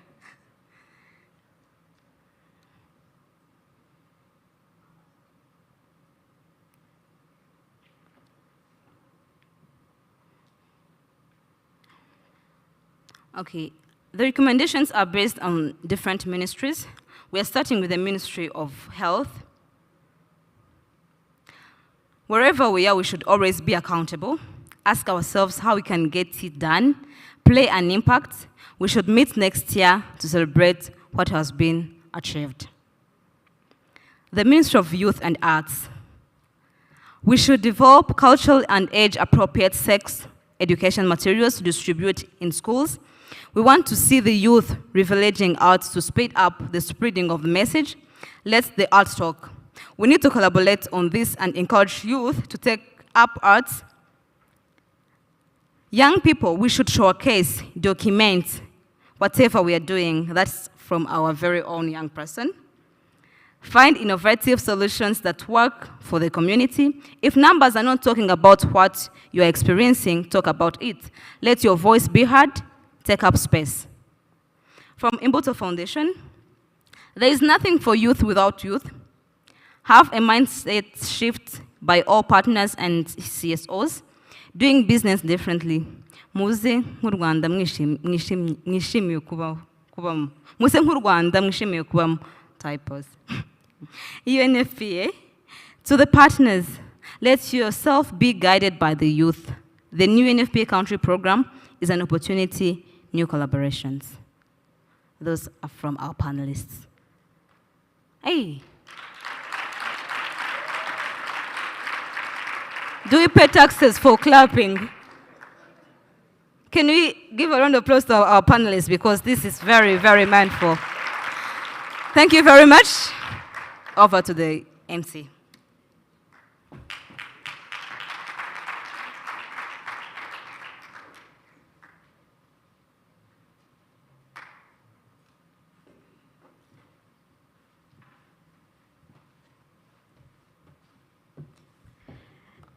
You know what I ask most of the times when I come back to the stage, so do it. Thank you. Thank you very much. So we are about to finish. There's a Kinyarwanda proverb that says, "Akaryoshye ntigahora mu itama." Can someone directly translate that? Akaryoshye ntigahora mu itama. Can someone translate that? How would we say that? Direct translation. I need a volunteer.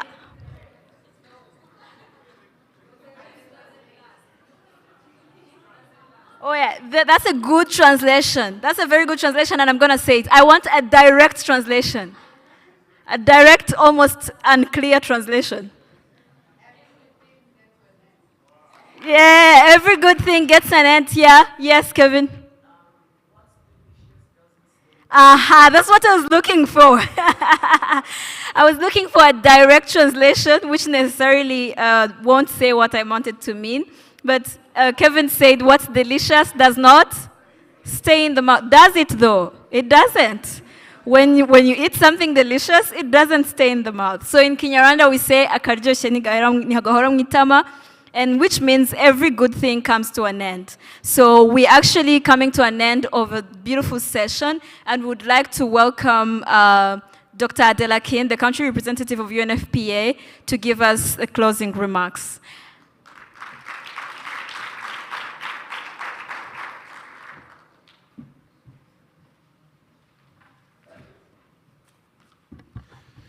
Thank you.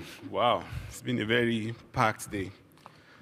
And I'm happy again to be amongst young people, because I know I'm also young. You know I'm young the way I jump on the stage. So when they called me in the morning, I forgot that there's a stairs there too. I just jumped on this place. I was like, okay. So I'm still young.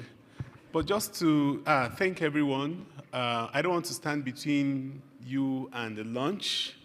I know it's been a very packed morning, but just to thank everyone for this very rich conversation that we've had. especially the young people here present. I know it's a very, said in the morning, it's a very tricky time of the year, December, end of year, a lot of things are going on. But I'm really quite impressed by the presence of the young people here and your attention and participation. And the willingness to also speak out, to voice out your questions. I know the moderators and the panelists, they didn't take most of your questions. You had more questions to ask.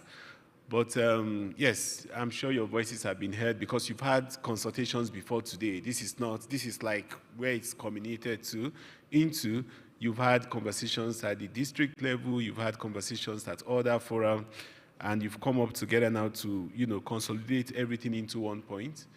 And I think for me, what I would like to see is reports of this conversation that we've had, including what the panelists talked about, the last presenter presented some of the consultations that have happened before. I think it would be nice to put it in a concise report that we can give to stakeholders and use it as a platform to also continue to engage other development partners and also to give more voice to the young people to ask, to demand for the things that they expect of their governments. I'm happy that my job does not include summarizing what has happened because I know a lot of discussion, a lot of things. I've taken notes myself, but it will be very difficult for me to start dabbling into the things that have been said by Mbutu Foundation, the Ministry of Gender, the Ministry of Youth, Ministry of Health, the young people themselves, and even AFRIAN as an organization. So just to thank everyone again for coming and to reaffirm UNFPA's commitment to continue to not only support the ICPD agenda, but to put young people, to continue to put young people at the center of the ICPD agenda, because there cannot be development without young people. And development cannot be said to be sustainable if the young people that are actually taking over the mantle of leadership are not the ones in charge of the leadership. So we commit to continue to support you, to work with you in different areas that you have. And I just want to also say that we need to also do more in engaging young people in the rural areas outside of Kigali. I noticed when the moderator was asking where people are from, when they got to Kigali, the whole house erupted in a very loud voice. So we want to hear more from people outside Kigali, from the districts. I also had a side talk with the Permanent Secretary for Ministry of Gender, and she was even telling me about the disparity that happens or that exists between the young people in Kigali and those in the other districts. That the issues that people face, they might be common, but the approach to addressing them might be different, depending on the context where the young people are. So we need to do more in that. And those of you in Kigali, I know you have friends, you have peers in other districts. Pass this message across to them and let them also get involved in things like this. On our part, we'll also make sure that we deliberately seek out for young people in rural areas to be part of this whole development in line with the ISDG that says, leave no one behind, wherever they are, whatever they are going through. But thank you very much again for coming, for being part of this discussion. Like I said, it's not the end. It's actually part of the beginning. We'll continue to engage also with Mbutu Foundation. Thank you very much for the co. I learned something new today, co. Thank you very much for that. And with that said, I've thanked everybody. I've thanked my colleagues also in the morning. So I think we need to go for lunch because I'm hungry. I don't know about you. I think I'm looking forward to the food. But I won't dismiss you because my boss is signaling me that, no, it's not your job to dismiss them. I'm the one that will dismiss them. So, Madam Moderator, you have the floor. Thank you so much.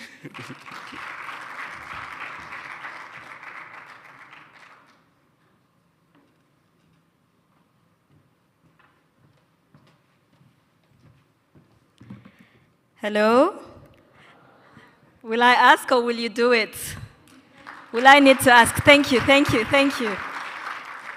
I came back here in the spirit of leaving no one behind. So to make sure that no one is left behind, I want to see if everyone has a lunch coupon. Do we have lunch coupons? If you don't have a lunch coupon, just raise your hand so the technical team can give you a lunch coupon.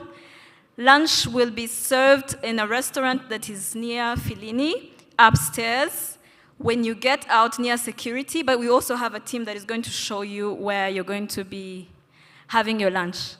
But I would like to request that whoever did not register this morning, because some of you came in and didn't get a chance to register, if you haven't registered, kindly also see the technical team as you get out. They will be seated at the back with the registration forms. Please see them and register your name. We want to keep your contacts. Thank you very much for being with us today. It was such an amazing session. Thank you for having me, and ICPD30 OA. See you.